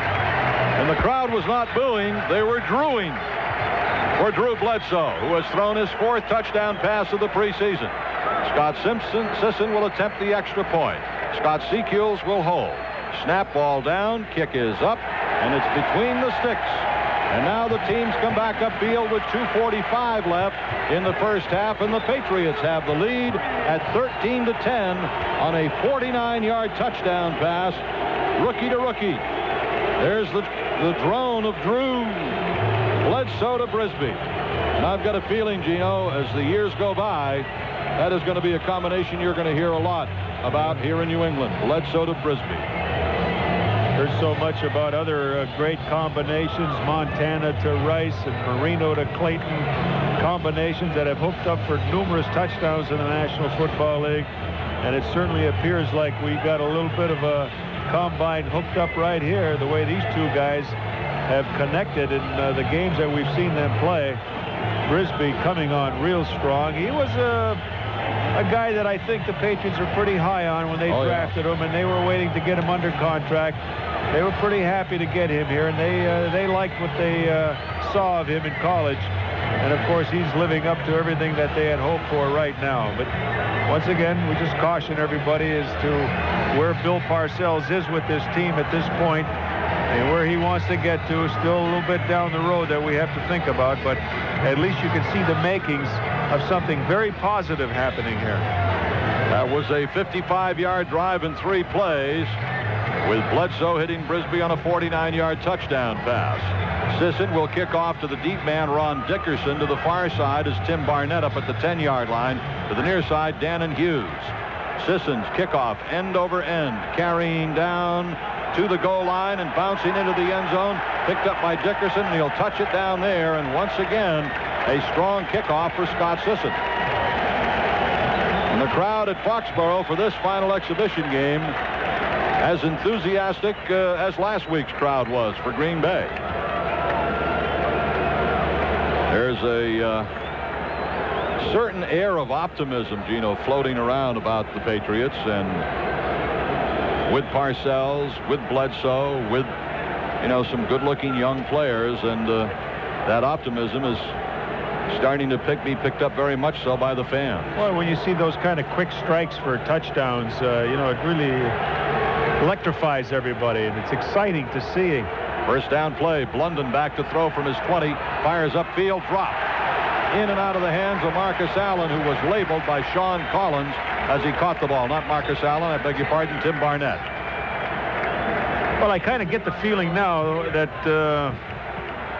Drew Bledsoe will probably be done after this first half. I think maybe Parcells not going to push his luck a little bit too much. He got 2 nice drives out of Drew as quarterback in the second quarter. They had just very minimal time in the first quarter, but with these 2 drives, it might give him a little break in the second half. Second down and 10. Blunden back to throw.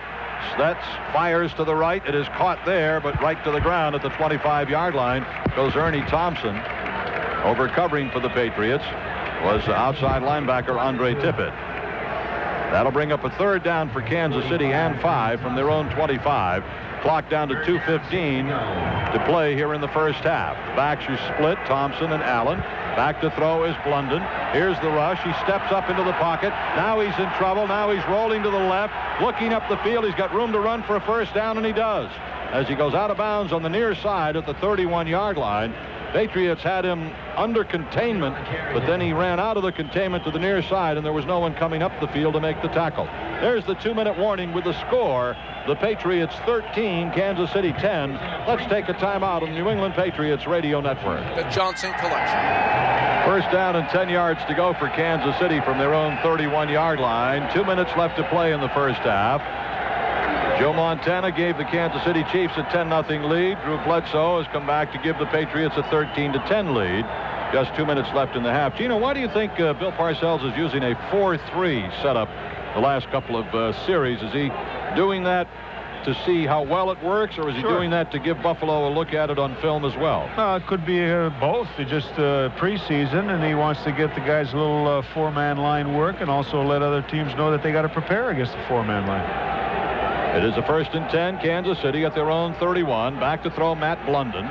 Sets, fires to the far side. Oh, what a fine catch by Fred Barnett over on the far side across midfield into Patriot territory at about the 43-yard line. Barnett high in the air, snagged it on the sidelines and hung on to kind of stumbling forward to about the Patriot 44-yard line. Good play by Fred Barnett. Yeah, the most surprised guy there is Jerome Henderson, who went up in front of Barnett in an effort to knock it down. He could feel Barnett right on his side there, figuring that there's no way that he could drop the ball over him and into his hands, and that's exactly what he did. Just a perfect pass. Barnett now comes wide to the near side left. Far side right is Burton. The back split up again behind Blunden. Back to throw. Fires to the near side. It is incomplete. Through the hands of Ernie Thompson at the 40-yard line. Almost. Picked off and taken all the way back. Just the fact that he overthrew big back coming out of the backfield. Maurice Hurst almost there to make an interception. Could have walked some 55 yards in for a touchdown. Absolutely no one on this side. It'll bring up a 2nd and 10 for Kansas City at the Patriot 44 with 1:49 to go in the half. Patriots lead 13-10. 2 touchdowns for the Pats, 1 missed extra point. Allen lines up in the left side slot for Kansas City. Back to throw Blunden. Over the middle it goes. Caught by Barnett at the 34-yard line and brought down there perhaps just short of a first down. Driven back by Tim Gordon.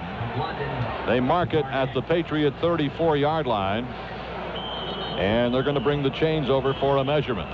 That stops the clock. Kansas City. Kansas City calls a timeout to stop the clock. So it is not a first down. It'll be 3rd and inches for Kansas City. I thought the officials were going to bring the chains out. But no, it's going to be 2nd down and inches, rather, for Kansas City at the Patriot 34. Now they do move the chains. They had not moved them at all, but now they're moving them, and they're signaling first down. Kansas City has it 1st and 10 at the Patriot 34. Next Sunday afternoon, 12:45 airtime, 1 o'clock kickoff on the Patriot Network. Patriots and Bills from Rich Stadium in Buffalo on September the 5th. And then September 12th, the home opener here at Foxborough. 1 o'clock kickoff against the Detroit Lions. A team that had its many problems last year, but a lot of people think might be a pretty darn good team this year. That's the home opener for the Patriots against Detroit. 1st and 10, Kansas City, Patriot 34. Fred Jones to the far side right. Willie Davis to the near side left. Thompson and Allen split in the backfield behind Blunden, who's straight back to throw. No pass rush. Looks, floats it near side. It is caught at the 21-yard line by Willie Davis. And that is enough for another Kansas City first down with the clock running and 1 minute and 19 seconds left to play in the first half. They mark it to the 20-yard line. So Blundin's driving the Chiefs down the field. Backs again in a wide split. Thompson to the right and Allen to the left. First and 10. Patriot 20-yard line. Blunden back to throw. Here's a blitz. Flags go down. The pass is incomplete. Intended for Marcus Allen. Penalty markers went down. We're going to get an illegal procedure call against Kansas City. So that'll knock him back 5 yards. Happens quite a bit in an attempt to kind of get the play going and rush it a little bit. And, of course, the offensive lineman anticipating that the quarterback's going to get. A lot of times those happen on the quick count when the quarterback will come up in the first sound. Number 45, offense. Grab the ball from the center, and everybody anticipates that first sound snap, and you catch him moving a lot of times. So the ball comes out to the 25-yard line where it's first and 15 for Kansas City. Ball on the near hash. Chiefs try to go right to left here with 1 minute and 3 to go in the half. Davis to the far side right and Burden to the near side left. Thompson and Marcus Allen in the backfield, split behind Matt Blunden. They give us to Marcus Allen, a hold to the right side. He's on his feet across the 20 and down to the Patriot 18-yard line, where he is brought down. Timeout. And Kansas City calls another timeout. Todd Collins was over there to make the tackle for the Patriots. And that'll bring up ball marked at the 17-yard line, second down for Kansas City. They have to advance to the 10, so it's 2nd and 7 for the Chiefs from the Patriots 17. Probably the play that Marcus Allen loves to run the best. That's that short corner. Defensive end or linebacker on that short corner gets assigned to go inside, and they can go right outside the left tackle with a quick handoff, and he gets there so quickly and then likes to turn it upfield and then pick his way. I mean, he's just a slicing, slashing type of runner at one point, and then just shows all kinds of agility in shedding tacklers, and truly, has established himself as a great running back, as he has done for so many years in his career. Second down, 7 yards to go. Kansas City at the Patriots 17-yard line. The Chiefs break the huddle. Burden goes to the far side right and Jones to the near side left with Davis in the slot. Now one lone setback, Marcus Allen. Blunden, second down and 7. Straight back to throw. He's going to be hit and sacked back at the 25-yard line. Across the line of scrimmage, making the sack for the Patriots, I believe, was Ray Agnew. Agnew's had a very good game. Brent Williams and Chris Slade. Brent Williams and Slade as well were there. Third down, Kansas City, and now 14 yards to go from the Patriot 25-yard line. Blunden calling the play at the line of scrimmage on third down and 14. Back to throw, Blunden. Sets, fires incomplete. Fourth down.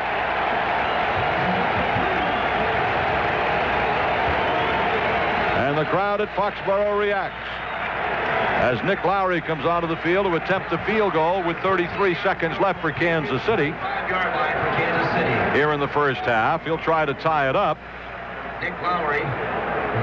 The ball will be marked at the 32-yard line. It'll be a 42-yard attempt for Nick Lowry. The angle is to his left. The punter, Brian Barker, is the holder. Lowry, the former Dartmouth College kicker, attempting a 42-yard field goal. Snap, the ball is down. The kick is up, on the way, and it is good. A 42-yard field goal by Nick Lowry ties it up with 28 seconds left here in the first half. One only has to look at Nick Lowry to know if it's good, because as soon as he hits it, he looks up, and his index finger and his right hand goes straight up in the air, and then his left fist goes up in the air following it, indicating that he hit it right through the middle. And coming into this game, or in the regular season, he has proceeded to kick 82 out of 111 field goals between the 40 and the 49. So that being a 42-yard field goal, that's a pretty high percentage. It sure is. And no question that he's made his mark in professional football as truly one of their most outstanding place kickers. So Kansas City drove down the field, but then they were stopped and had to settle for the field goal, and now the missed extra point shows up because the Patriots are in a tie game at 13-13 rather than leading by 14-13. Ray Crittenden and Troy Brown back deep with the Patriots. Crittenden, the rookie from Virginia Tech, to the far side. Brown, the rookie from Marshall University, to the near side. Lowry will kick it off from right to left from his 35-yard line. The Patriots 2 touchdowns, a Leonard Russell 1-yard run, and a 49-yard touchdown pass to Vincent Brisby from Bledsoe. We expect to see a different quarterback in the second half for the Patriots. Lowry into it, end over end, and it is not going to be returnable. About 5 yards deep, Troy Brown touches it down. The Patriots come out to the 20-yard line with 28 seconds left in the half. Both coaches may have made an agreement that if the ball goes into the end zone on kickoffs, keep it there. And understandably so. A lot of things happen on kickoffs and kickoffs returns. So saying, let's just take the ball in the 20s. And I can see 2 coaches, fourth and final preseason game, getting together and say, hey, if your kick goes into the end zone, we'll down it. If our kick goes into the end zone, you down it. Saving some kind of mishmash out there. Bledsoe takes the snap, drops to one knee, and the first half will come to a close. And it certainly had some exciting plays here in the first half. There's the crowd reacting to a pretty good first half of exhibition football. The Chiefs took a 10-0 lead. Joe Montana to Kimball Anders, a 15-yard touchdown pass with 10.5 minutes to play in the first quarter, giving Kansas City a 7-0 lead. Then Nick Lowry hit a 35-yard field goal, 10-0 after 1 quarter. In the second quarter, a 73-yard drive in 13 plays. Leonard Russell in from a yard out to make it 10-6. The extra point was blocked. And then the Patriots went 55 yards in 3 plays on their next possession, with Drew Bledsoe firing a 49-yard touchdown pass to Vincent Brisby with 2:45 left in the half to put the Patriots up 13-10. Nick Lowry closed out the scoring with a 42-yard field goal. And so at the half, let's take a timeout with the score: the Patriots 13 and Kansas City 13. The New England Patriots halftime report. Here are Gil Santos and Gino Cappelletti. Okay, it's halftime at Foxborough Stadium, where the score is tied 13-13 between the Patriots and the Kansas City Chiefs. Fireworks you hear in the background, part of the festivities at tonight's halftime show, featuring the Patriots alumni and the 4 new inductee players for the 1993 Patriots Hall of Fame. And of course, the numbers that are being displayed out on the field amongst the many alumni who turned out for tonight's game and being introduced out on the field. And just a nice display of the past in Patriots foot. Number 89, worn by Bob D, being inducted into the Hall of Fame. Number 79, worn by Jimmy Lee Hunt, being inducted into the Hall of Fame. And number 15, worn by Vito Babe Perilli. And then number 57, the 4th inductee in the ceremony, worn by the great linebacker Steve Nelson. So a great tribute to a great bunch of guys, and just a nice response from the stands and the fans here tonight. And of course, I just told you the fireworks really capping off the festivities and the show. Well, we've seen a slow starting game by the Patriots pick up in the second quarter. And then we saw a fast starting game by the Kansas City Chiefs, leveling off a little bit in the second quarter, but coming up with a tying field goal with the last drive. And once again, these are the things that Coach Bill Parcells will look at. You got a 13-10 lead with 2:40 to go in the ball game, and defensively, you want to try, well, first of all, starting off with the special teams, you want to keep them out of good field position, and then try to stop any kind of drive that the opposition might want to put up there in an attempt to get a score. And they weren't able to do it, as Nick Lowry pumped in a 42-yard field goal with 28 seconds to go to tie the score at 13. Joe Montana, first drive for the Kansas City Chiefs, starting at their own 20. And as Coach Parcells said in our interview, he'll just methodically take that team up the field, and that's exactly what he did. Capped it off with a 16-yard pass to Kimball Anderson, and that was with 10:35 to go in the first period, making it 7-0. Patriots 3 downs and out, and the Chiefs came back with another drive, capped it off with a Nick Lowry field goal to end the first quarter at 10-0. So with the score 13-13, Patriots halftime show continues in just a moment on the New England Patriots radio network. It's like a smoke bomb went over the field, and as Alan Siegel just said, Patriots were smoking hot at the end of the first half, but this is ridiculous. This is ridiculous. Anyway, I'll tell you, I've heard fireworks in my days, but I've never heard anything like that. I mean, I kind of thought it was getting out of hand myself. I mean, really, bada boom, bada bing, and then I got a bada bing, bada boom. So here we are, halftime, and the Patriots will be receiving to start the second half. 13-13 ball game if you've just tuned in. I see Drew Bledsoe warming up on the sidelines, Gino, so maybe he'll go that first series of the third quarter. It's possible, but I kind of thought that, well, let's face it, Sells played him the whole game last week. There's no telling what he's going to do. I mean, he's going to do what he's feeling he's got to do to get whatever work he wants done in preparation for the opening game against Buffalo next weekend. So, he's the man. He's calling the shots. You got to go along with him until people see that they might like things done differently. You know, all the experts.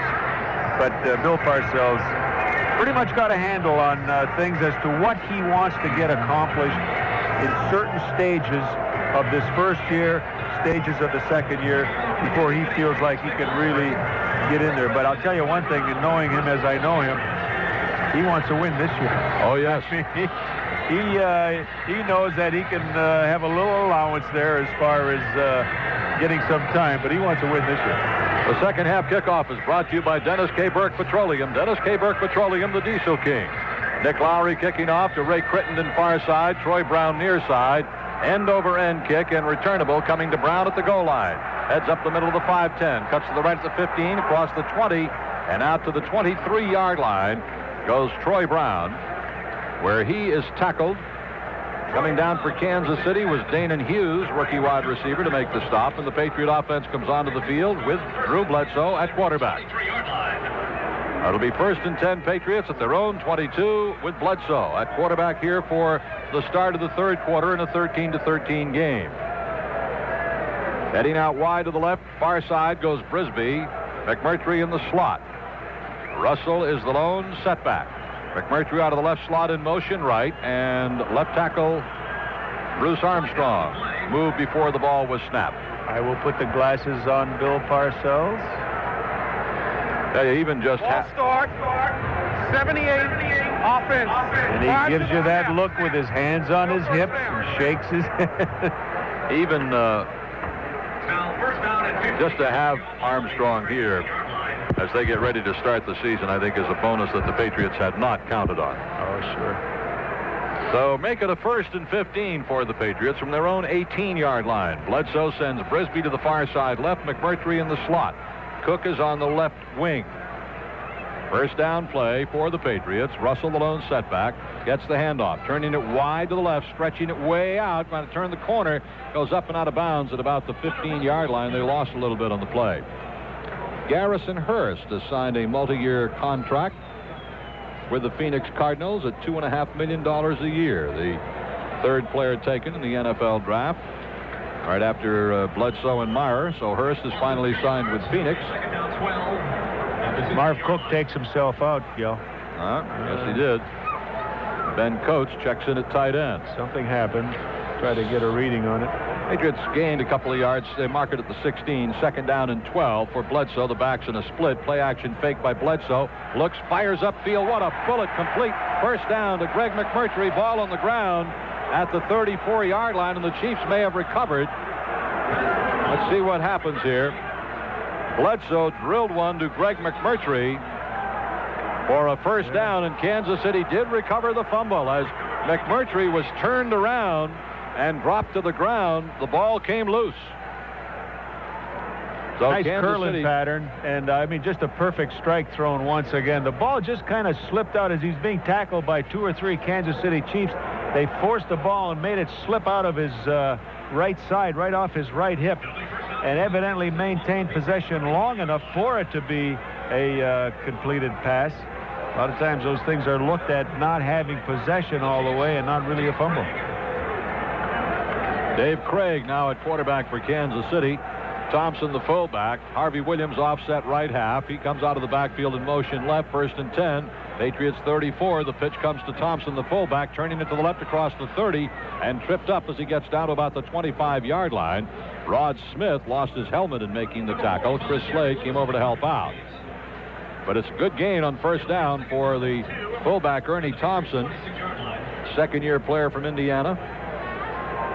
Ball marked at the Patriot 26-yard line. 2nd down, and we'll call it 2. They have to get it to the 24. Wide to the far side right is Ron Dickerson, a rookie. To the near side left is Fred Jones. Harvey Williams, the lone setback behind Dave Craig, the veteran quarterback. Starter last year, now relegated to bench duty with Montana on hand. 2nd and 2. The pitch to Williams, coming to the left side. Trying to stutter step, turns it outside. 1st down, flags down. Goes out of bounds at the 20-yard line, but flags went down. Chased out on the near side by Eugene Lockhart and Todd Collins. And let's check the penalty. The Patriots are signaling it's going to be against Kansas City. We have 13:26 to play here in the 3rd quarter, tied up at 13-13. Kansas City taking possession on the fumble and lost fumble by Greg McMurtry after the pass reception from Bledsoe. Bledsoe in the first half was 87 offense. Still 2nd down. In the first half, Bledsoe was 9 of 12 for 140 yards, 1 touchdown, no interceptions. So he's now 10 of 13 for about 160 yards or so. Ball marked now to the Patriots' 36-yard line. We're at 2nd down and 12 for the Chiefs. The holding call against tight end Mike Dial. Jones comes to the near side left. To the far side right for Kansas City is Burden. 1 lone setback. Behind the quarterback, Dave Craig, who drops straight back to throw. Steps, looks, fires toward the end zone. Wide open, touchdown, Jones. Somebody got turned around big time as Fred Jones was absolutely wide open in the end zone. Well, hard to say because you have to know the defense, but Rod Smith was a little shallow on that. Adrian White, the safety man, coming over with deep coverage, but they let him slip through on the sidelines and wide open in the end zone. Dave Craig pumped once looking right and then turned to go to the left side, so he knew where to go, and he found the open man, and it was a quick strike for a touchdown. So Kansas City regains the lead off of the Patriots fumble, and now Nick Lowry will attempt to tack the 20th point on. The snap, the ball is down, the kick is up, and it is good. And the teams come back upfield. Let's take a timeout with a score. Kansas City 20 and the Patriots 13. So Kansas City takes advantage of the Patriot fumble and turns it into a touchdown. Take the lead at 20-13 with 12:59 left to play here in the 3rd quarter before a large and enthusiastic crowd at Foxborough Stadium. Next Sunday, the season opener at Buffalo against the Bills. The following week, September 12th, the Patriots will be home for the home opener against Detroit. And the following week, Seattle and Rick Meyer come in as the first 2 draft picks in the NFL draft will be facing each other. Lowry to kick off to Critton and far side, Brown near side. Lowry's kick is end over end and returnable. Brown comes up under it at the 5. Heads up the right side to the 10, 15, 20. Scoots outside 25 and is cut down at the 30. There was a hole opening and one man was there to close it up for Kansas City, and that was defensive back Robert McWright. Otherwise, Brown was going to shoot through a hole for some pretty good yardage. With the Patriots having lost the ball on the fumble on the second play from scrimmage to start the second half, Bledsoe and the first unit remain out there now, as I'm sure Bill Parcells wants them to get some more work before they call it a night. It is Brisby to the far side left and McMurtry to the near side right. Turner the fullback. Offset left half is Leonard Russell. Play action fake by Bledsoe on first down. Fires the out. Complete. First down, Brisby across midfield. Cuts it back at the 45 and down to the 40-yard line. To the 38-yard line of Kansas City goes the rookie Vincent Brisby. Well, I tell you, it's so hard to describe this play because Bledsoe's setting up, throwing out to the left side with the lone receiver on the backside pattern. Brisby running a square out pattern of about 20 yards. It appeared like he was going out of bounds. So the defensive back, in this case, number 29, Albert Lewis, goes flying out of bounds. Brisby takes it back in, tiptoes up the sidelines for some valuable yardage. Just a beautifully executed out pattern on the backside. 32-yard pass play by Bledsoe. First and 10 now at the Kansas City 40. Turn to the fullback, Russell the right half. Play action again by Bledsoe. Over the middle it goes, tipped in the air, intercepted, picked off by Kansas City's Wes Hopkins. He is going to be brought down at around the 33-yard line. That's the first interception that Bledsoe has thrown in this preseason. It was a tip ball. Yeah, just unfortunate in these two series as to what happened. You're talking about a completed pass on the first series where Greg McMurtry had the ball in a curl-in pattern, which is good for a first down. And as he was coming down, he fumbled. And here on this next drive, which was looking like they were going to go in for some points, and a tip pass forcing an interception. Let's take a timeout with a score. Kansas City 20 and the Patriots 13. So the tip pass results in a pass interception for Kansas City. The first time this preseason that Bledsoe has had one of his picked off. The Chiefs are out first and 10 at their own 33-yard line. Ernie Thompson will be the fullback, offset left. The running back will be Harvey Williams on first down. Craig on the give to Williams, comes up the middle, spins across the line of scrimmage, and out to the 40, 41-yard line goes Harvey Williams. And a strong 8-yard gain for the former number 1 pick from LSU. He is the Chiefs' number 1 running back. Was supposed to be starting tonight's game, but they started Marcus Allen to get him some work. But during the regular season, it'll be Williams and probably Allen on third down plays. Ball marked at the 40. Second down and 2, Kansas City. Thompson offset fullback right. With Williams the deep back, Patriots showing a 5-man front. On second and 2, back to throw Dave Craig. Here's the rush. He gets rid of the ball. It is picked up and caught by Dickerson on his feet at the 40, but they're going to rule him down at the Patriot 48, 47-yard line, where Todd Collins was there to make the tackle for the Patriots. Also helping out on the play was defensive back Dion Lambert. Craig is the kind of quarterback who can get very hot, right, and really burn you over a stretch of time, and then cool off just as rapidly. He's very up and down. First down, Kansas City at the Patriot 48-yard line. This time Thompson's offside left, and Williams the setback. Dickerson is to the near side. Up the middle comes Harvey Williams, bouncing across the 45 and down close to the Patriot 40-yard line. And Kansas City is running the ball very well up the middle in the second half on the Patriots. We're going to mark this at the Patriot 40-yard line, where it's going to be second down and only about a yard to go. Yeah, and some replacements in the Patriots defense. They got Ray Agnew playing nose guard right now, but they've kept Chris Slade in there. And Dwayne Saab is in there. Eugene Lockhart, Todd Collins.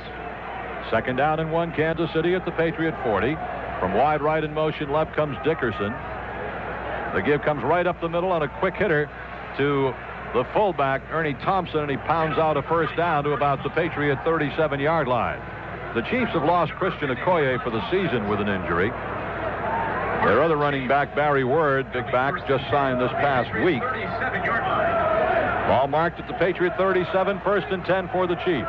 Looking at the two running games, Gil, it appears right now that the Kansas City Chiefs run a little better at the point of attack. And they just seem to be hitting it a little harder at that particular point, and that's when the running back goes where he is designed to go. Lone setback is Williams, first and 10 at the Pats 37. Craig on the give to Williams, coming to the left. Study steps outside, is cut down at about the 29-yard line.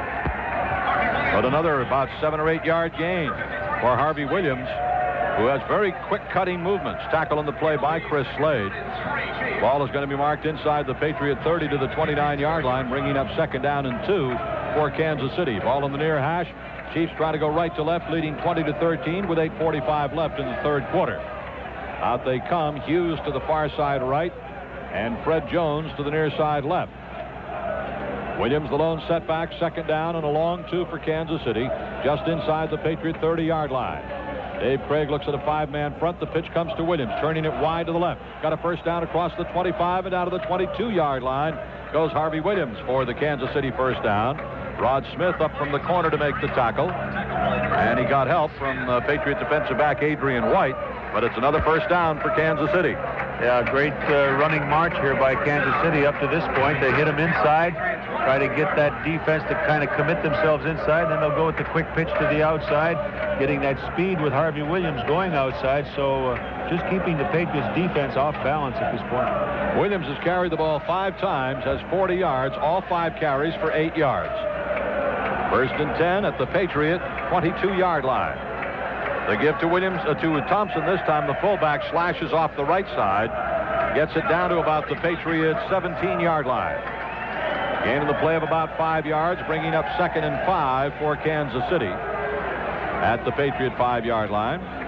And checking in to see his first action for the Patriots will be linebacker Keith McCants.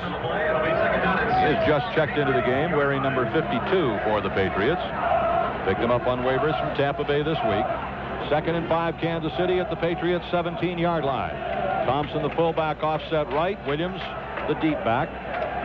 Got Dickerson to the far side right. Craig on the give to Williams again. Comes up inside across the line of scrimmage to about the 15-yard line where he's stacked up. Todd Collins was there for the Patriots. McCants was also there. Ray Agnew also in on the tackle. Ball marked at the 15-yard line. 3rd down and 3. Kansas City at the Patriot 15. The Chiefs lead at 20-13 with 6:40 to go here in the third quarter and the clock running. Out of the huddle comes Kansas City. Jones wide to the near side left and Dickerson in the slot. The backs are a split wide and a pro set behind Dave Craig. Out of the left slot in motion right goes Dickerson. 3rd down and 3. Craig the give to Williams to the right side. He is going to be stopped, I believe, short of a first down. Stopped at about the 13-yard line, and it looked as though he came up a little bit short of the first down. Eugene Lockhart there for the Patriots. Ray Agnew was also there. While they umpire, let's pause 10 seconds for station identification on the New England Patriots radio network. I'm David Brutnoy. Join me weeknights at 7 for a review of the day's news, for intense, hot, relevant, involving talk, and for open lines with you on WBZ Boston. Bringing the chains out to measure. The ball is marked just inside the 13. It's going to be very close. I don't think they made it, though, to be honest with you. They stretched the chains. They did not make it. 4th down, Kansas City. They're about a foot short. And what will Marty Schottenheimer do? I see him indicating a signal that might call for 2 tight ends. Dave Craig is coming back out, so Kansas City is going to go for it at the Patriot inside the 13-yard line, just short of the 12. So Kansas City goes for it on 4th down. And less than a yard to go. At about the Patriot 12-yard line. Watch for a long count here. Craig brings his team to the line of scrimmage. He's got Thompson as the fullback. Offset left half is Harvey Williams. 4th down and a yard to go. The give is to Thompson. Piles up and over for a first down to the 11-yard line as Thompson hit the line of scrimmage leaping in the air and went completely somersaulting, falling down to the 11-yard line for a first down. So Kansas City keeps the drive alive at the Patriot 11-yard line. Time remaining 5:35 here in the third quarter. Chiefs leading 20-13. 2 Patriot turnovers in this third quarter. A fumble by Greg McMurtry, recovered by the Chiefs, which they eventually turned into a touchdown. Then the interception moments ago off Drew Bledsoe on a deflection, which now has the Chiefs knocking at the door. 1st and 10 at the Patriot 11-yard line. Out of the left slot in motion right goes Dickerson. Now back to the left comes Dickerson. Craig drops back to throw. He steps, he looks, he fires. It is caught on the left side by Fred Jones down to about the 6-yard line. Eugene Lockhart there for the Patriots with Adrian White also in on the tackle of Fred Jones. Ball is marked just short of the 6-yard line. It's a gain of 5. 2nd down and 5 for a first down. 6 for a touchdown for Kansas City at the Patriots 6-yard line. Ball a little late getting there. Fred Jones with the left flank just running in a slant over the middle. Dickerson in the slot runs out to the sideline and up the sidelines, and Jones waiting for it. Almost too late getting there, but they pulled it off. Williams, the tailback, the deep back with the fullback offset right. Dickerson to the far side. Jones to the left and the near side. Craig on the give up the middle to Harvey Williams, and he bounces it down close to the goal line to about the 2-yard line. Just a little bit shy of a first down, I believe. Todd Collins making the tackle for the Patriots. It's going to be marked at the 3-yard line, so it's going to be 3rd down and 2 for Kansas City for a first down, 3 for a touchdown. Nice position to be in. Sure is. You're leading by 7, trying to put the game a little bit out of reach. Get a first down without getting the touchdown. Trying to use the clock with 3:55 to go in the 3rd quarter. 3rd down and 2 for Kansas City at the Patriot 3. Thompson, the fullback. Williams offset right half. Craig on the give to Thompson. Barrels into the line of scrimmage and drives it down. It looks like he's got a first down to the 1-yard line. It is a first down. Eugene Lockhart and Chris Singleton. Chris Gannon, I believe this is on the tackle. 2nd unit of the offensive line of the Chiefs. And I'll tell you what, they look awesome. They are just driving the Patriots off the ball with this running attack. They're running the quick draws at them. The back is waiting for the quarterback to turn, spin out of there, take a couple of steps back before they move, giving that offensive line a chance to thrust out there, and they're just moving the Patriots defense. All right, a straight I formation. Now out of the I goes Thompson in motion. The pitch comes to Williams, turning wide to the left, leaps into the air, and is into the end zone. Touchdown, Harvey Williams. He leaped in the air, crossed the plane of the goal line, was driven back by Eugene Lockhart, but not in time. And Harvey Williams, a 1-yard run. And Kansas City scores its 2nd touchdown of the 3rd quarter. Yeah, but funny is the case there where leaping into the air almost cost him from getting into the end zone. Could have kind of cut it in there and stayed on the ground. When he jumped up in the air, he was hit from the side, and it was thrown right down at the line. And on the replay, you can hear the boos, not feeling like Harvey Williams scored a convincing touchdown. Extra point attempt coming for Nick Lowry. Barker to hold, to snap the ball down. The kick is up, and the kick is good. With a score now, Kansas City 27, the Patriots 13. Let's take a timeout on the New England Patriots Radio Network. The Kansas City Chiefs, Gino, have turned 2 Patriot turnovers into second-half touchdowns. The fumble by McMurtry and the interception off Bledsoe, and that's one thing that I know Bill Parcells is death on. He hates turnovers. Yep, and you got to give credit to the Chiefs being opportunistic, able to take those 2 turnovers and turn them into scores. So that's a sign of a good team as well. A lot of times turnovers cause a little deflation on the team suffering it, and good teams will capitalize on that downer by the opposition and maybe hit them before they can get themselves up. Lowry to kick off to Crittenden and Brown. It is coming down to Troy Brown at the 5 on the near side. Heads up the middle of the 15. He's across the 20-yard line. Now breaks it outside to the left at the 25. Stutters out to the 30, 35, and knocked out of bounds on the far side of the field. And again, Troy Brown lights up the crowd with a kickoff return. Let's take a timeout with the score, Kansas City 27 and the Patriots 13. Game is brought to you by Shawmut Bank. Shawmut Bank, proud to be the official bank of the New England Patriots. Shawmut Bank, working with you to understand your needs and help you reach your financial goals. And the Patriots' first unit remains on the field. Drew Bledsoe at quarterback with the first offensive line. Kevin Turner and Leonard Russell are the running backs. Michael Timpson will be one of the wide receivers. Not sure who the other one is. Ben Coates is the tight end. I know Marv Cook took himself out earlier, but we have no indication as to what the injury was to Cook, if there was an injury. Appeared like he hurt his hip or his upper leg. To the far side left is Timpson. Brisby in the slot. First down. Bledsoe. The pitch to Russell. Turning wide left across the 35, 40. Puts his head down and gets it out close to the 45-yard line. And a gain of about 8 yards on first down from the 37-yard line. Going to mark it at the 45. It'll be second down and 2 for the Patriots from their own 45-yard line. Ball on the far hash mark. Patriots try to go left to right.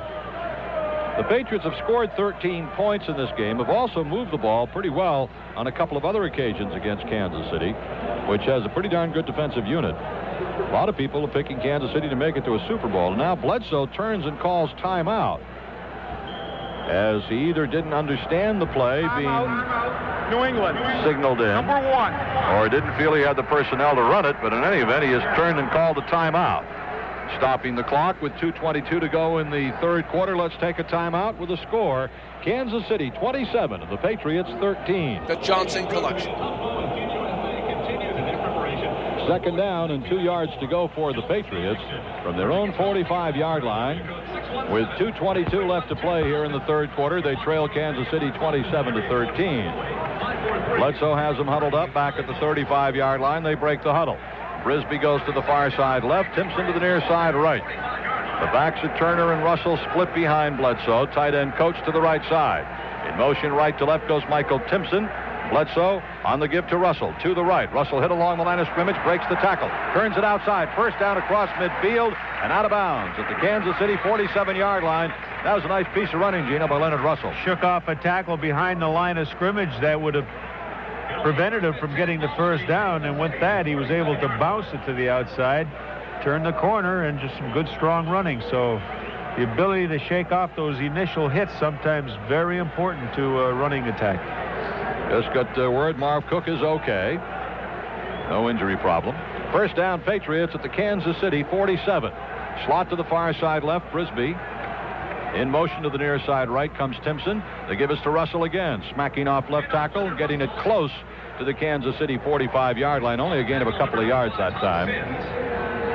Before Tom Sims was there to make the tackle for Kansas City. And linebacker Tracy Rogers in on the stop as well. Ball is going to be marked to the Kansas City 45-yard line. It is a gain of 2, second down and 8. Russell 10 carries, 36 yards in the game. Brisby to the far side left, and Timpson into the left side slot. Cook is now into the game, tight, actually on the left wing, with Coach tight to the right, one lone setback. In motion left to right comes Cook, back to throw Bledsoe, fires upfield, caught, first down across the 35 to the Kansas City 33 to Vincent Brisby. Outstanding protection that time by the offensive line. I mean, there was absolutely no penetration from Kansas City's rush. I mean, Drew Bledsoe had 6 yards before anyone was even close to him, especially on the front wave. Ball down to the 32 of Kansas City, where it's a 1st and 10 for the Patriots. Turner lines up at fullback, Russell offset left half. Timpson to the near side, Brisby to the far side, Russell in motion to the left. They give to Turner up the middle. Quick hitter, bangs it across the 30, down to the Kansas City 27. Time flying here in the third quarter, down to 30 seconds remaining in the third. The Patriots have it down to the Kansas City 27-28-yard line on that run by Kevin Turner. Ball is marked at the Chiefs 28-yard line. It'll be second down and 5 for the Patriots if they get the playoff in time here before the third quarter comes to a close. They head up to the line of scrimmage. Brisby going wide to the far side left, to the near side right, Timpson. Second down, 5 for the Patriots. Timpson in motion, right to left. Bledsoe on the draw to Scott Lockwood that time. He's across the 25 and down close to a first down. He may have the first down. Lockwood just checking in, and I believe he did pick up the first down, and that is the end of the third quarter. With a score, Kansas City 27, the Patriots 13, but threatening. Let's take a timeout on the New England Patriots radio network.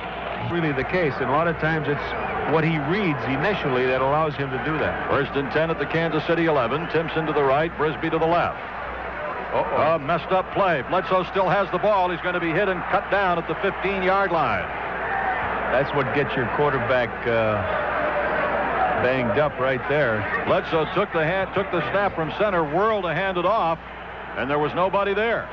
Well, trying to look at who's at fault here.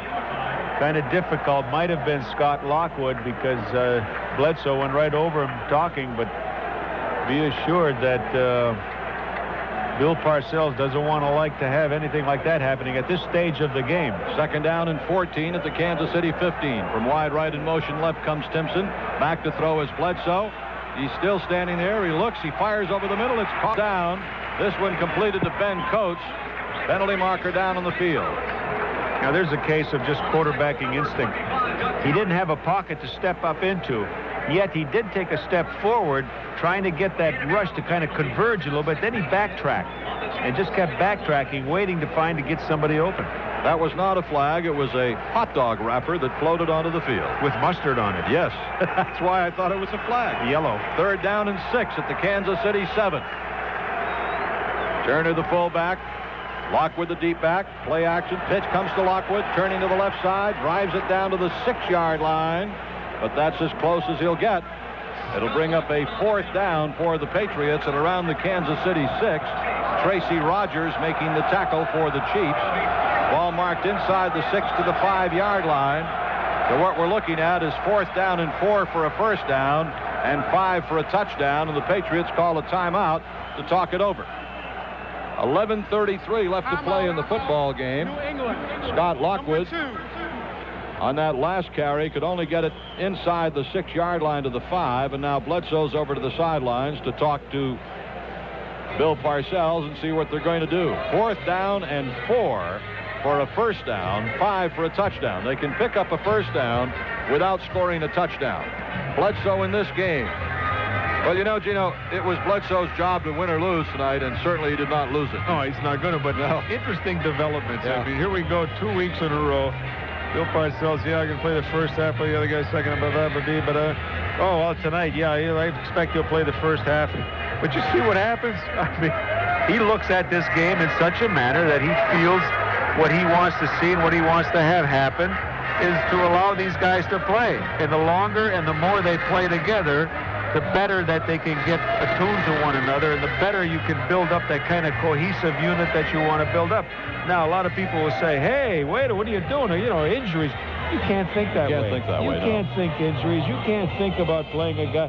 I mean, there comes a time when it's going to be ridiculous to have somebody in there. You might want to pull him. But here's a guy that needs experience. He needs to look at as many defenses as he can under the heat of battle. A year from now, it's different. Yeah, when you get down the road a little bit. But he has to have this guy see as much as he can see, in battle. And that's really what this provides. It's a great scenario for young rookies to be in and to be playing in this type of element. You got a team that's trying to fight back to get back in the ball game. You got a defense that's trying to stop you. You got a big crowd on hand. I mean, it's just a perfect situation for these guys to play in. Bledsoe is 15 of 19, 229 yards, 1 touchdown, 1 interception, 1 sack. The ball is inside the Kansas City 6-yard line. 4th down and 4 for a first down, 5 for a touchdown. Only one running back in there, and that's going to be Kevin Turner, as a third wide receiver has come in, Troy Brown. Now Bledsoe huddles them up back at the 15, and they break the huddle. Patriots in their white uniforms with a silver patch. It is Brown to the near side left, Frisbee to the far side right, Timpson in the slot, Bledsoe out of a shotgun. Has Turner in the backfield with him on 4th down and 4. Bledsoe takes the direct snap, looks, fires, and it is incomplete in the end zone. And the Patriots get nothing out of it. He was intending the pass over the middle for tight end Ben Coates. Overthrew him by a wide margin. Well, Ben Coates was running a quick look-in pattern, but he got bounced around. I thought a flag was going to go. Well, you don't let the tight end off easily. I mean, he's got to fight his way to get free and get clear. I meant in the end zone. Well, it looked like it was just a little rock'em sock'em coming off the line, and by the time he got anywhere near the end zone, he was already off balance. So Drew Bledsoe really had no chance to complete that pass. So Kansas City takes over. 1st and 10 at their own 6. Craig is the quarterback. The fullback is Darius Turner. The running back is Harvey Williams. First down, Kansas City at their own 4. The give is to Harvey Williams to the left. Flags go down. He's brought down at the 10-yard line. It was a gain of about 4 yards in the play, but flags went down. The tackle was made by Patriot rookie linebacker Jason Carthen, just picked up from Buffalo. Tell you what, number 74 is frantic. He's going, it's not me, is it, Graham? We'll see. Well, let's check out this penalty. It's going to be against Kansas City. Holding. 74. It's him. Defense. That is the 5th Kansas City holding call in this game. So they're penalized half the distance to the goal line, and the ball goes back to the 3, where it's first down and 12, Kansas City. 11:26 left, fourth quarter. Chiefs leading 27-13, taking advantage of 2 Patriot third quarter turnovers. First down and 12 for Kansas City from their 3. The running backs again are Turner and Williams. They give us to Darius Turner, runs it inside and pounds it out to about the 7-yard line. A gain of about 4 yards on the play. It'll bring up a second down and about 9 for Kansas City. Ray Agnew on the tackle for the Patriots. Both of the linebackers that the Patriots picked up this week, Keith McCants and Jason Carthen, are in the ball game, each playing an outside linebacker position. Pitts Agnew on the defensive line with Brent Williams. Craig has Turner at fullback, Williams offset left half. Second down and 7, Kansas City at their own 8-yard line. Long count by Craig. The give comes to Darius Turner to the left side, and he is swarmed under. Ray Agnew is there for the Patriots. Little battle for the ball as well. Ray Agnew again making the stop for the Patriots. Brent Williams was there. Jason Carthen was there. Carthen's a very active kid. I know Bill Parcells very high on him, Gino. 6'3", 255-pound rookie. He said they've been watching him and waiting to see if he might become available. A lot of times they'll have their eyes on certain draft picks, and if somebody else picks them up, they got a book on them that they like. They wait to see if he's going to be waived or not, and this was the case with Carthen. Ball marked at the Kansas City 9-yard line, third down and 6. Craig has Darius Turner as his lone setback, a slot to the near side right. Third and 6, Kansas City at their own 9. Craig calling signals. They're trying to go left to right. Back to throw is Craig. Over the middle it goes, complete to Dial. On his feet at the 20-yard line, still running hard to the 21 before he's finally brought down, but a first down completion from Dave Craig to Mike Dial, the 6th-year tight end from Texas A&I. I'll tell you, you see a little bit of that San Francisco offense. You know, just the quick strikes by that quarterback to the receiver. And it's the way they set up in the timing principle is so impressive.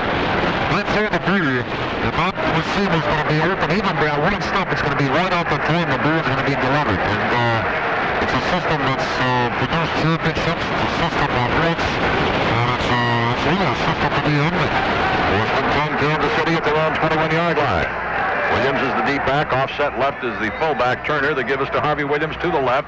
Cuts across the line of scrimmage and gets to about the 25 or 26-yard line. Picking up about 5 yards. Eugene Lockhart on the tackle for the Patriots. And he got some help as well from Ray Agnew. Agnew doing a pretty good job at that nose tackle position since being shifted over there by the Patriots. Getting a lot of work there. Sure is. You know, it's that size factor. You know, Ray Agnew being out on the defensive end, you like to have him a little taller out there. Bringing a guy like McCants, who, you know, not particularly in that position, but I mean, you get that kind of range and that height, and you get it on the outside a little better than in the middle.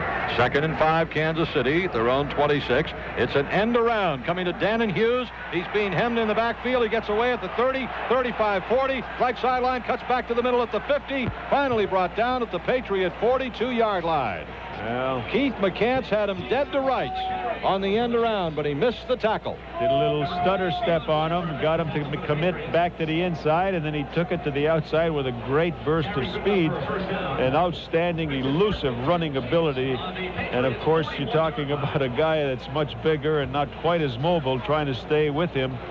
And then also you're looking at the defensive back who was coming up and trying to make the hit as well. And you just couldn't get the job done as far as stopping Kansas City. I'm talking about the rookie Vernon Lewis. First and 10, Kansas City at the Patriot 41. Craig on first down. The give to Williams, trying to turn it wide to the left side, but he's going to be bumped down and knocked down at the 40-yard line. Drifting over there to make the tackle for the Patriots, and a good defensive play was Jason Carruthers. Jason Carthen. Initial hit, though, I think. Smith came up, but Carthen got over there again. Gain of a yard to the 40-yard line.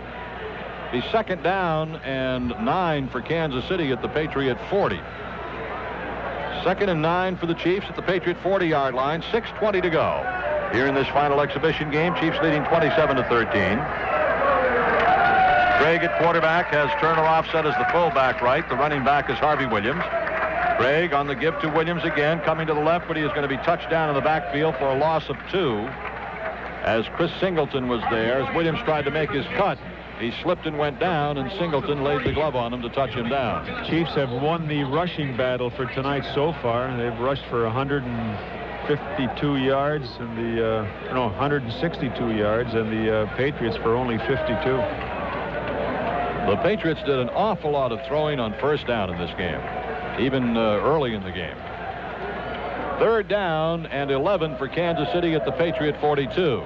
Craig now has his backs in a split, Turner and Williams. Got Dan and Hughes to the near side. The give comes to Williams on a counter back to the right, but he is cut down at the 39-yard line. Over to make the tackle for the Patriots was Rod Smith along with Ray Agnew. Fourth down, and Kansas City will be forced to punt. With 5:13 to go in the game, the Patriots will get the ball back. Troy Brown will be receiving the punt from Brian Barker. Brown back at his 10-yard line. The line of scrimmage is the 39. Barker is across midfield, standing at his own 45-yard line. Barker awaiting the snap. Brown awaiting the punt back at the 10. Barker kicking left to right. Handles the snap, runs it out high in the air. Brown signals fair catch, takes it in at the 11-yard line. And that's where the Patriot offense will come onto the field. First and 10 at their own 11-yard line. Let's take a timeout with a score. Kansas City 27 and the Patriots 13. Patriot fans, visit the Charlie Horse Restaurant in West Bridgewater for the chance to become a Patriot honorary captain selected before each home game. The honorary captain receives 4 tickets to a Patriots home game, VIP passes to the Patriots Kickoff Club, and a chance to be on the playing field for pregame warm-ups. The Charlie Horse Restaurant, the official sports restaurant of the New England Patriots. Well, Scott Secules comes in at quarterback. Drew Bledsoe done for the night. 15 of 20, 229 yards, 1 touchdown, and 1 interception. Secules will work out of a shotgun formation with Scott Lockwood in the backfield with him. Slot to the far side right. Secules on first down from his own 11. A high snap, but he handles it.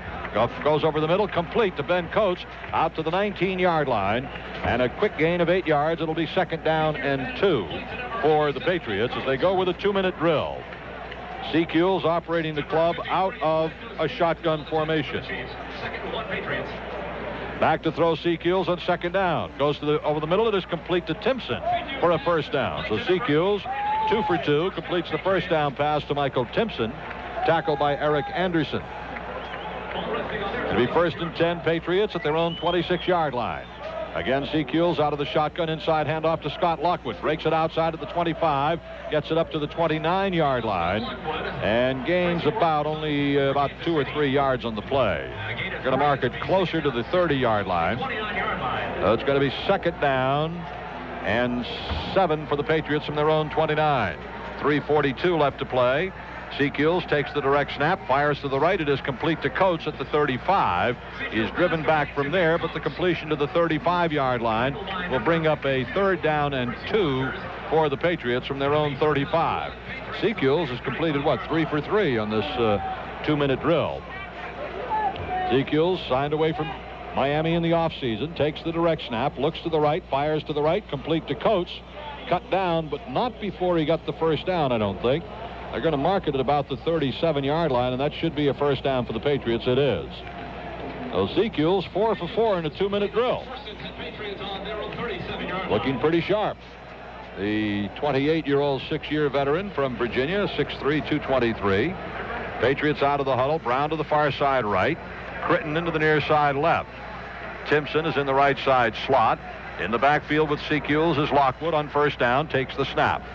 Drops deep. It's a screen pass. It is complete to Lockwood across the 40 and stretches it out to the 42-yard line. Santos Stevens makes the tackle. Santos Stevens. Nice, good name. You were waiting for him to make a tackle. I've been waiting for Santos to make a tackle all night. He's a rookie from Temple. Second down and 4. Again, the direct snap to Secules. Looking left, firing up the field. Crittenden incomplete. Had it in his mitts and dropped it at the 30, and a flag goes down. And Marty Schottenheimer is smoking hot. Whoa. Crittenden a little shaky getting up. Whoa, Schottenheimer threw his hat to the ground on that one. But a flag went down as Crittenden appeared to have made the catch, and then the ball bounced loose. Let's see who the penalty is going to be against, if there is a penalty. Marty's trying to control the side. Illegally touching the ball, number 1 on offense.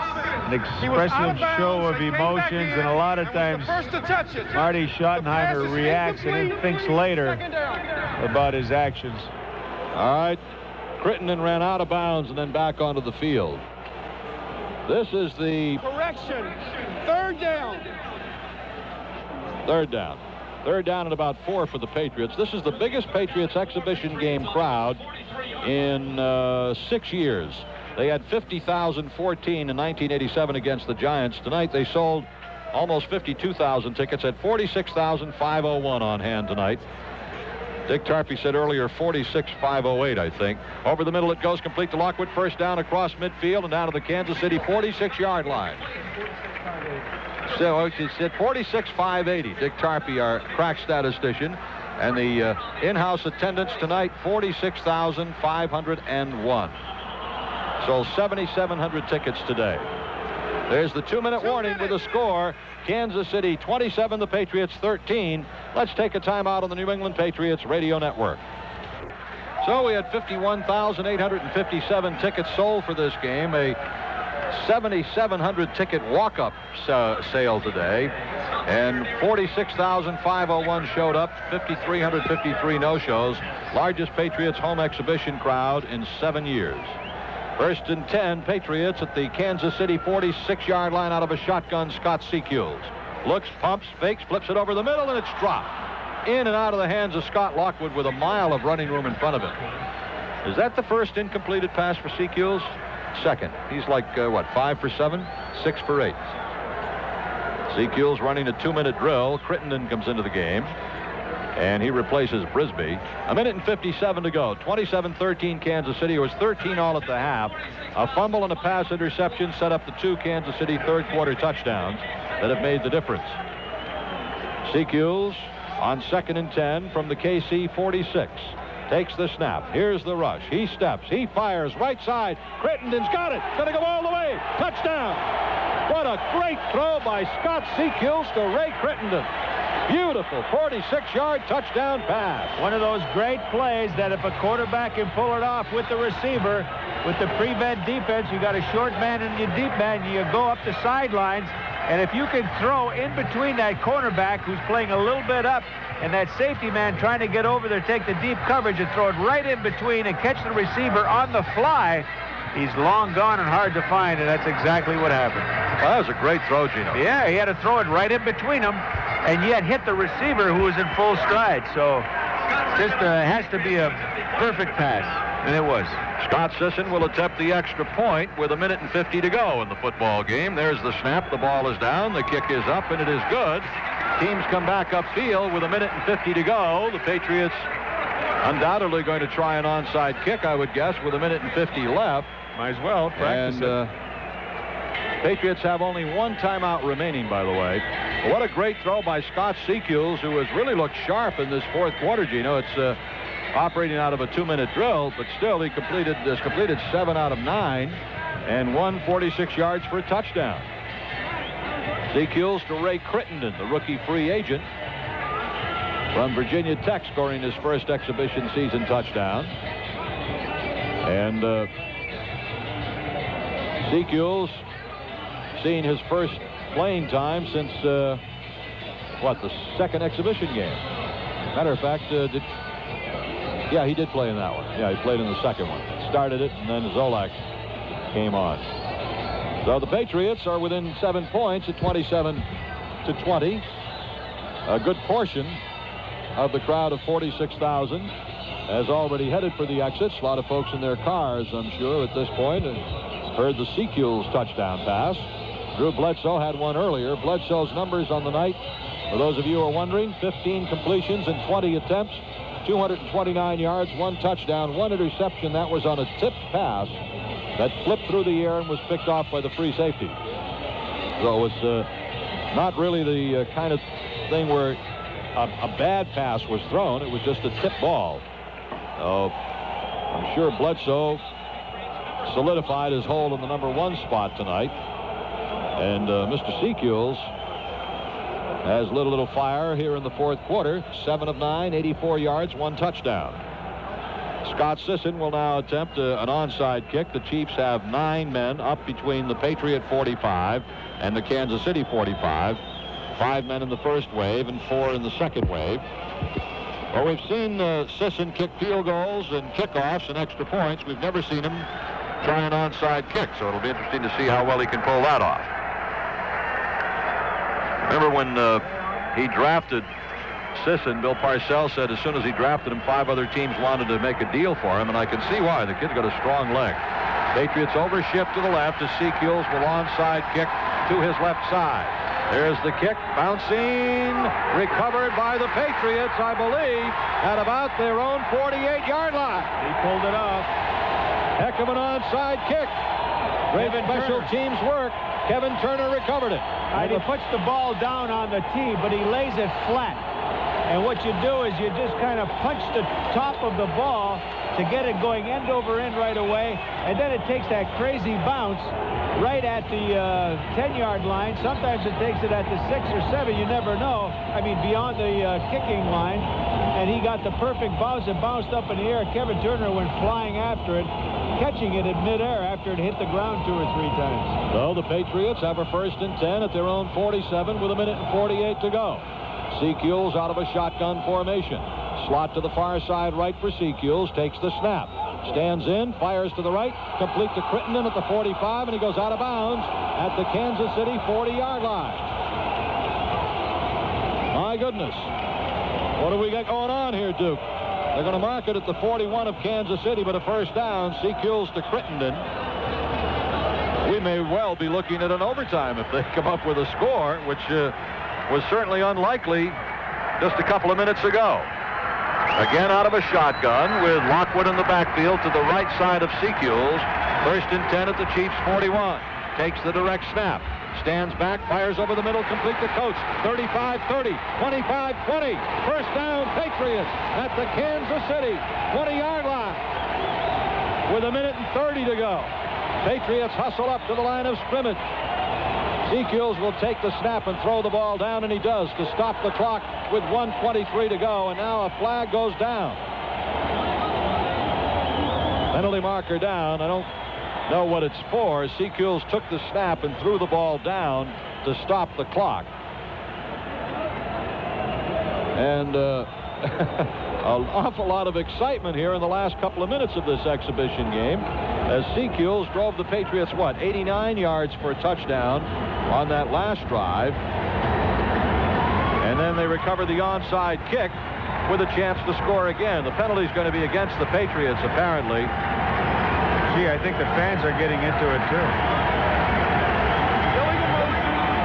Left guard, moving at the snap. Illegal motion against the Patriots. So it's a 1st down and 15 for the Patriots at the Kansas City 25-yard line. Great 1:23 to go. Go ahead, Gino. Great excitement. Oh, yeah. It's showing a real spirited effort here, and I think that's what really turns the fans on. It's the effort. Absolutely. To the near side left is Crittenden with Timpson in the slot. Secules ducks in under center. Out of the backfield in motion right goes Gash. Secules drops straight back to throw. Looks, fires over the middle. Caught! No, intercepted. Picked off. Picked off by linebacker Eric Anderson. It was caught all right. Yeah, I thought for a moment that Crittenden had it, but it was Erickson that had it, and that's going to kill it. I'll tell you what, a pretty fine interception, too, by number 50, Eric Anderson, a linebacker who's only 6'1", but he reached up there about 9 feet, one-handed, I think, and batted just before it hit the ground and maintained possession. So a fine interception. Secules trying to go over the middle, but that linebacker that comes in between the path of that ball and the receiver sometimes can get up there and knock that ball down. Well, a spirited finish to this one. Yes.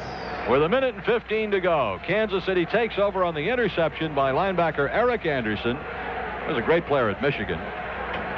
And they're 1st and 10 at their own 18-yard line. The Patriots, with only one timeout left, cannot kill the clock here. Kansas City can just run it out. The Patriots only have one timeout left to try to stop the clock, but they may let it tick away, and that'll be the end of it. They had used 2 timeouts previously in the second half.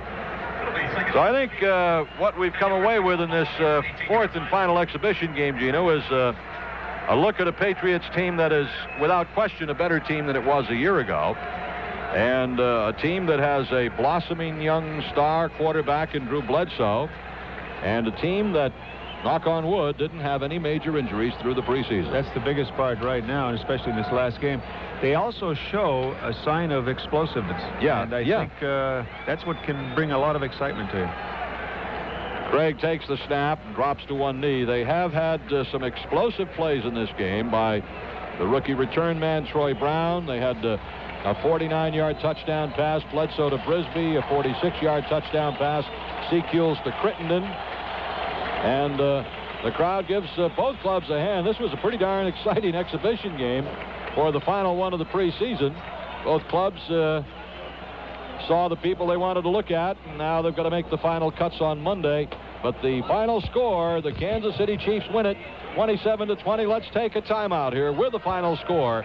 The Chiefs 27, the New England Patriots 20. Here are Gil Santos and Gino Capoletti. Okay, back again, Foxborough Stadium. Tonight's game just finished with the Kansas City Chiefs coming out on top 27-20, thwarting a last-second attempt by the Patriots to not to score at 27 with an interception by linebacker Eric Anderson. So the Patriots putting on a stellar effort here and coming back and trying to tie this score up after being down by 2 touchdowns with 2 minutes to go in the ball game. Well, the opening kickoff was received by the Kansas City Chiefs, and Joe Montana at quarterback just directed his team downfield in a nice methodical fashion. And before you know it, the Kansas City Chiefs were on top 7-0 as he hit Kimball Anderson with this 16-yard touchdown pass early in the ballgame. Back to throw Montana, 3rd and 7. Pump fakes, starts to throw, fires to the left, complete to Anders at the 10, at the 5, and into the end zone, touchdown. What a beautiful bit of quarterback. Just an ad-lib play by Joe Montana. Yes, it was, and the Kansas City Chiefs on top 7-0, and that was with 10:35 to go in the ballgame, so a 5-minute drive or a 4.5-minute drive by the Kansas City Chiefs. Patriots 3 downs and out, even after they got an outstanding kickoff return by Troy Brown, starting at their own 47, but that's all she wrote. They punted to the Kansas City Chiefs, and by virtue of a number of penalties, starting at their own 9-yard line, they were able to move cross midfield, get into field goal territory for Nick Lowry to hit a 35-yard field goal. That coming with 3:07 to go in the first quarter, and the Chiefs are on top 10-0. Chiefs then punt to the Patriots getting the ball then after that particular field goal, and starting at their own 27-yard line, move downfield as Drew Bledsoe now getting untracked. Sam Gash playing a big role in this drive of 73 yards and 13 plays, capped off by this 1-yard touchdown run by Leonard Russell. Kansas City mounts up its goal line defense. The Patriots have 3 tight ends. Now they line up in an I. Gash the fullback, Russell the tailback. Bledsoe calling signals. In motion to the left goes Cook. The give is to Russell to the left. He drives it in. Touchdown, Leonard Russell. All right, so the score then stands at 10-6 as the point after was blocked. Blunden is at quarterback now. Joe Montana finished for the night. It's 3 downs and out for the Chiefs. The Patriots with good field position once again, getting the ball at their own 47-yard line.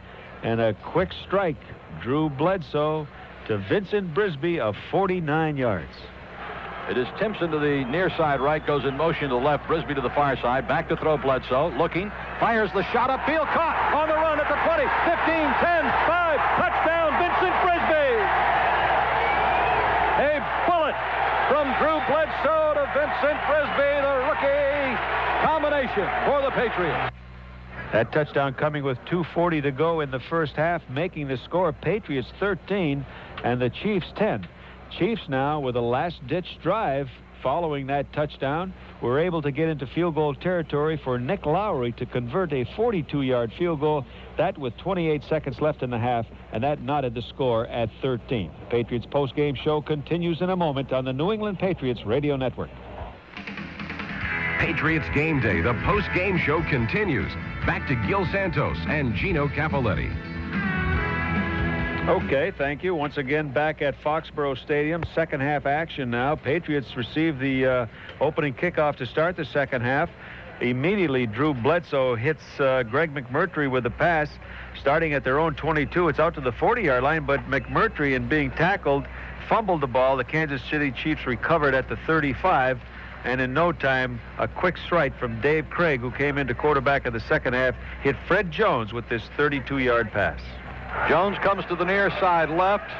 To the far side right for Kansas City is Burden. One lone setback.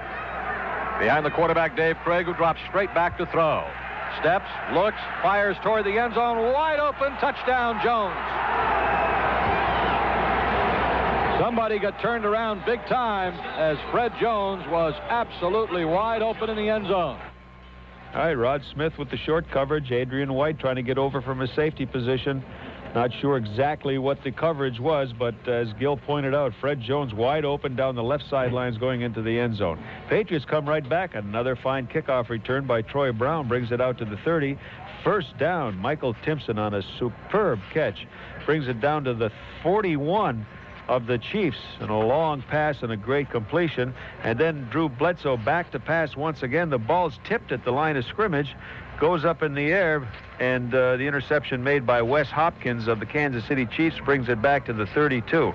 Chiefs then just roll right down the field as their running attack really gets untracked, and they get down to the 1-yard line, and the call goes to their outstanding #1 draft pick of a couple years ago, Harvey Williams.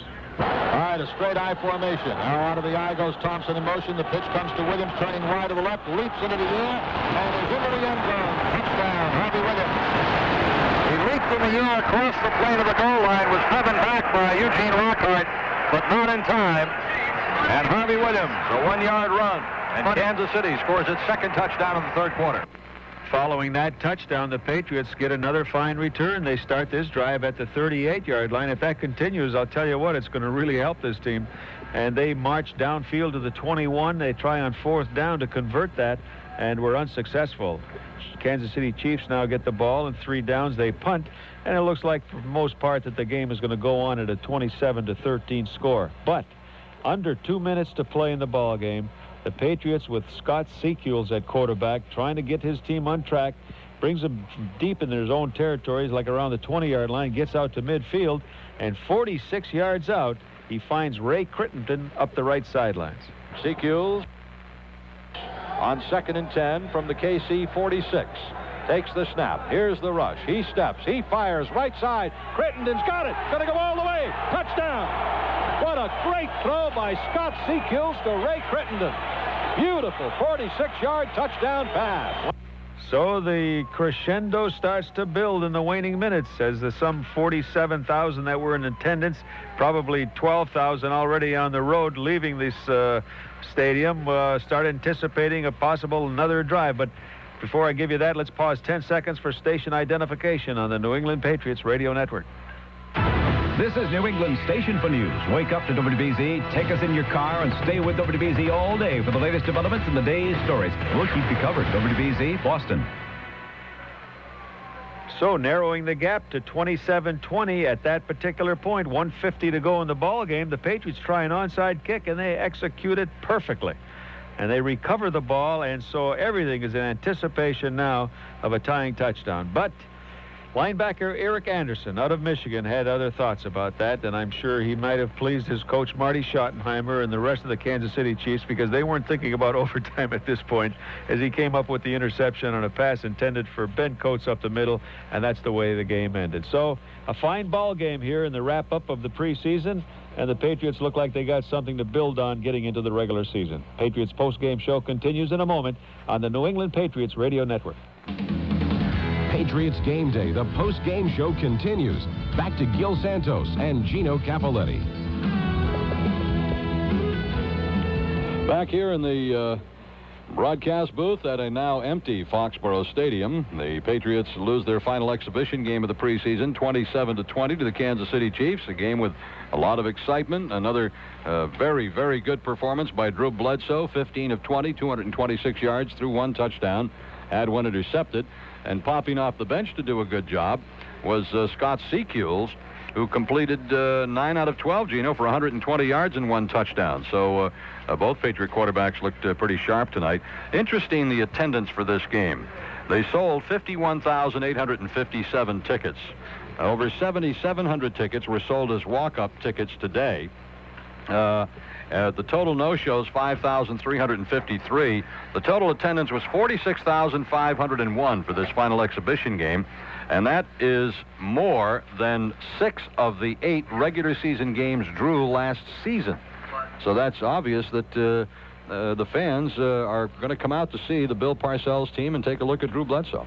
Oh, I think everything just presented itself for a nice night tonight. I think the weather was accommodating, and the spin-off from last week's game and the anticipation of things getting much better around here, and some electrifying play by some fine individuals, and all that kind of lends itself to having these kind of things happen. So it was a nice crowd, and we might add it was also alumni night. You know, a lot of people came out here to see Larry Eisenhower walk out once again out on the field, and Harry Jagelski, and Harry the Thump Crump. Harry the Thump Crump. So, I mean, you know, they brought a lot of people with them when they came here for tonight's game. But, you know, looking at the stats, Gil, you know, Parcells looks good now in his choice of the kickers. Here's Mike Saxon averaging 49.5 yards per punt in 2 punts. And Scott Sisson, 3 kickoffs, all 3 in the end zone. Never really got a chance at doing much as far as field goals are concerned because they didn't get in position for it, but the 1 point after was blocked. But you look at a guy making that decision when he didn't really have to make it. He could have gone another week and looked at the 2 kickers to make a decision, but he kind of knew what he wanted, but he looks good in both of those departments. And then you have a kickoff return guy like Troy Brown, averaged 27 yards a return. And, you know, those are kind of nice things to have for special teams. It's interesting that of the rookies that the Patriots drafted and signed as free agents, quite a few of them are going to have a chance or are going to make the team. Of course, Bledsoe is going to make it, the 3 second-round picks.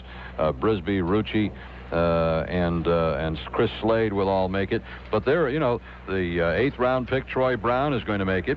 Crittenden's got a heck of a chance to make it. Scott Sisson, the 5th-round pick, is going to make it. Corey Kroom, a free agent rookie, has a chance. Corwin Brown, one of the 4th-round picks, is probably going to make it. Bernie Leggett, a free agent, has a chance. I know Parcells likes him. He likes Vernon Lewis, a free agent. He likes Richard Griffin, 7th-round pick tight end. Talking about a lot of guys there. Yeah, I know it. I mean, but there are a lot of rookies that have a chance to make this team. And I think Parcells is going to look at this whole thing in terms of who are the people that are going to be able to be here and contribute to a potential championship team 2 and 3 years from now. Oh, that's definitely what he's trying to build his team around, is 3 and 4 year veterans. That's when he feels like he has everything at its optimum as far as performance. So if he can start developing guys now that he knows going to be here 3 and 4 years from now, and he's going to try to keep guys that are already maybe in their 3rd and 4th year now, just to kind of keep it all in that area, that's exactly what he wants to do as far as building this team. But looking at the preseason and looking at what I saw develop here, I think he got a little carried away with Drew Bledsoe and letting him stay and throwing the football, but I don't think he got what he wanted out of his running game during the preseason. And that really is the crux of what Bill Parcells is all about as far as his offensive style of football. He wants to be able to run the football, and he feels like he has to run the football. And I don't think that this preseason allowed him to get that accomplished. So I'm going to ask him that in the coaches show next week. Well, I think he probably had to look at it and figured he had to sacrifice something. Either he was going to sacrifice building the running game in the preseason, or feel that, hey, I can get that running game going during the regular season because I've got some people who can run block, and I've got some people who can run.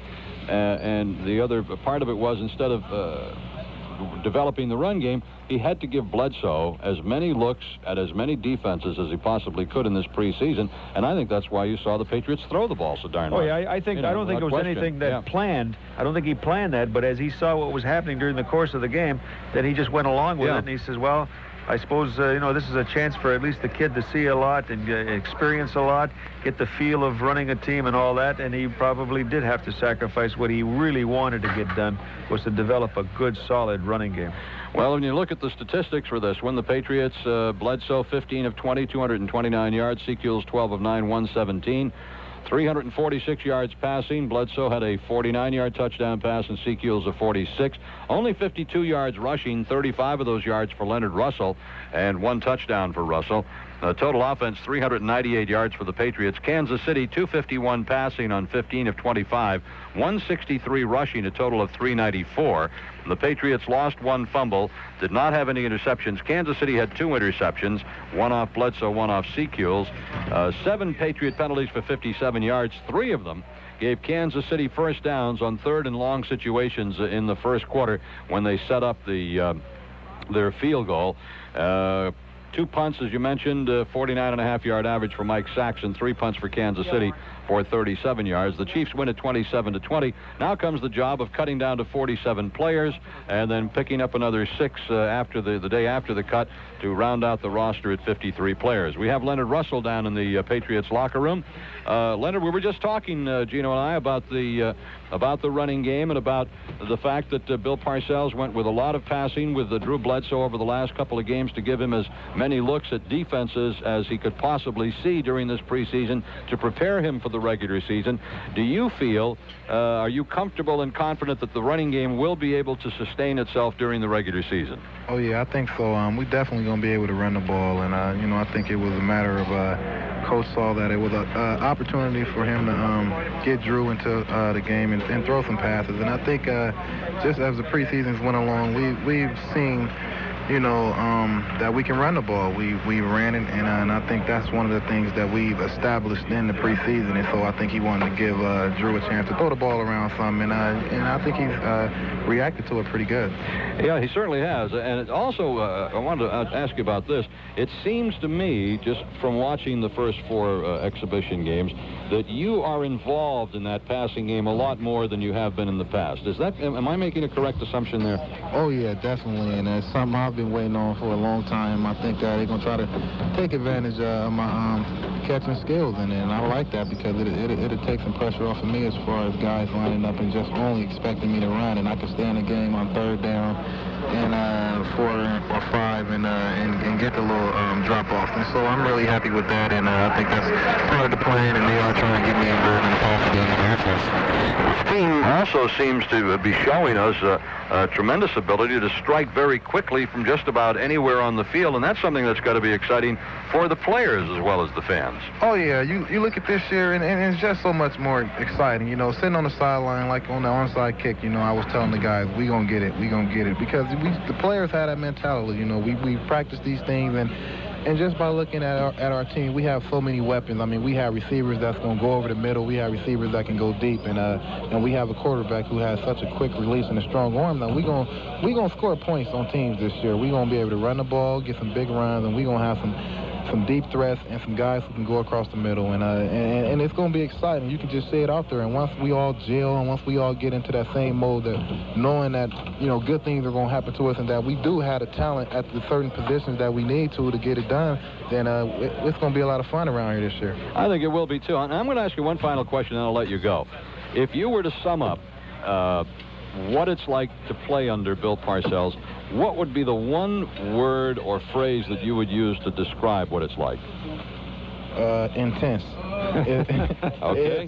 It is intense playing for him. I tell you what, you got to be on your P's and Q's, and you got to be ready to play because if you're not, he'll let you have it. He'll let you know. And really, I think actually football players want that intensity, don't they? Oh yeah, I mean, you got guys going around here and guys that's learning more about the game because of him, you know, and they want to be ready and they don't want to make mistakes because you know that he'll let you know in front of everybody. And as a player, you know, you don't want the coach to be hollering and embarrassing you, so you're studying more and you prepare more, and it's showing. Well, Leonard, congratulations. A good ball game tonight. They didn't win it, but the best part to come out of this preseason, no major injuries for the ball club, and we're all looking forward to the opener next week at Buffalo. Thanks.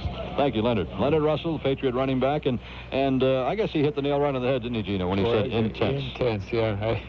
I just had to have a little chuckle about that because there was no hesitation, as you pointed out. I mean, man, and that's, you know, the way it is. Bill is a no-nonsense guy. We knew that coming in.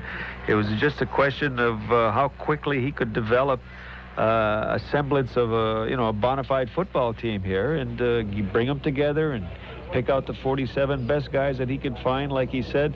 I think one of the great traits of Bill Parcells is his ability to recognize talent. I mean, maybe down the road where somebody else may not see it right now. Fairbanks had that ability. And you know, coaches who have been successful have that ability. They can see what they have to see out of a certain player, and they can see it a lot of times immediately, or they can see something hidden within this particular individual that is going to come out down the road. And this is one of his great traits, I think. And I think as he is sitting now doing all these different things as far as somewhat general manager work, he's involved in the draft. He does the drafting, so to speak, waiver wire, trades. I mean, it's all him, and yet he has to do some coaching. He's got a fine staff. Turns over a lot to them. I think the first thing he said when he came in with the staff that he picked up, that most of the guys that he had with the Giants, he said that he doesn't feel like he has time to coach coaches. Yeah. So he has to have guys that already know what he wants and ability to carry out their particular assignments with their predicament or their particular part of the team. Easy for you to say. But this, for the most thing, is what impresses me about him, plus his great knowledge of the game. He has a tremendous knowledge of the game. It started defensively, but a lot of times you'll find that some of your great defensive wizards are great offensive people because they know exactly how the attacks are and where they're coming from. And when you defense teams like that, that's how you learn about offense. All right, that's going to pretty much take care of it here from our vantage point. Now we're looking forward to the regular season, and as we mentioned a moment ago, we got through the exhibition season with no major injuries for the Patriots, and I think that really is the most important part of it, along with the development of Drew Bledsoe and the development of a lot of young players on this football team. That's going to take care of our broadcast. Time now for the Shawmut play of the game. Bledsoe out of a shotgun on 3rd and 16. Takes the direct snap.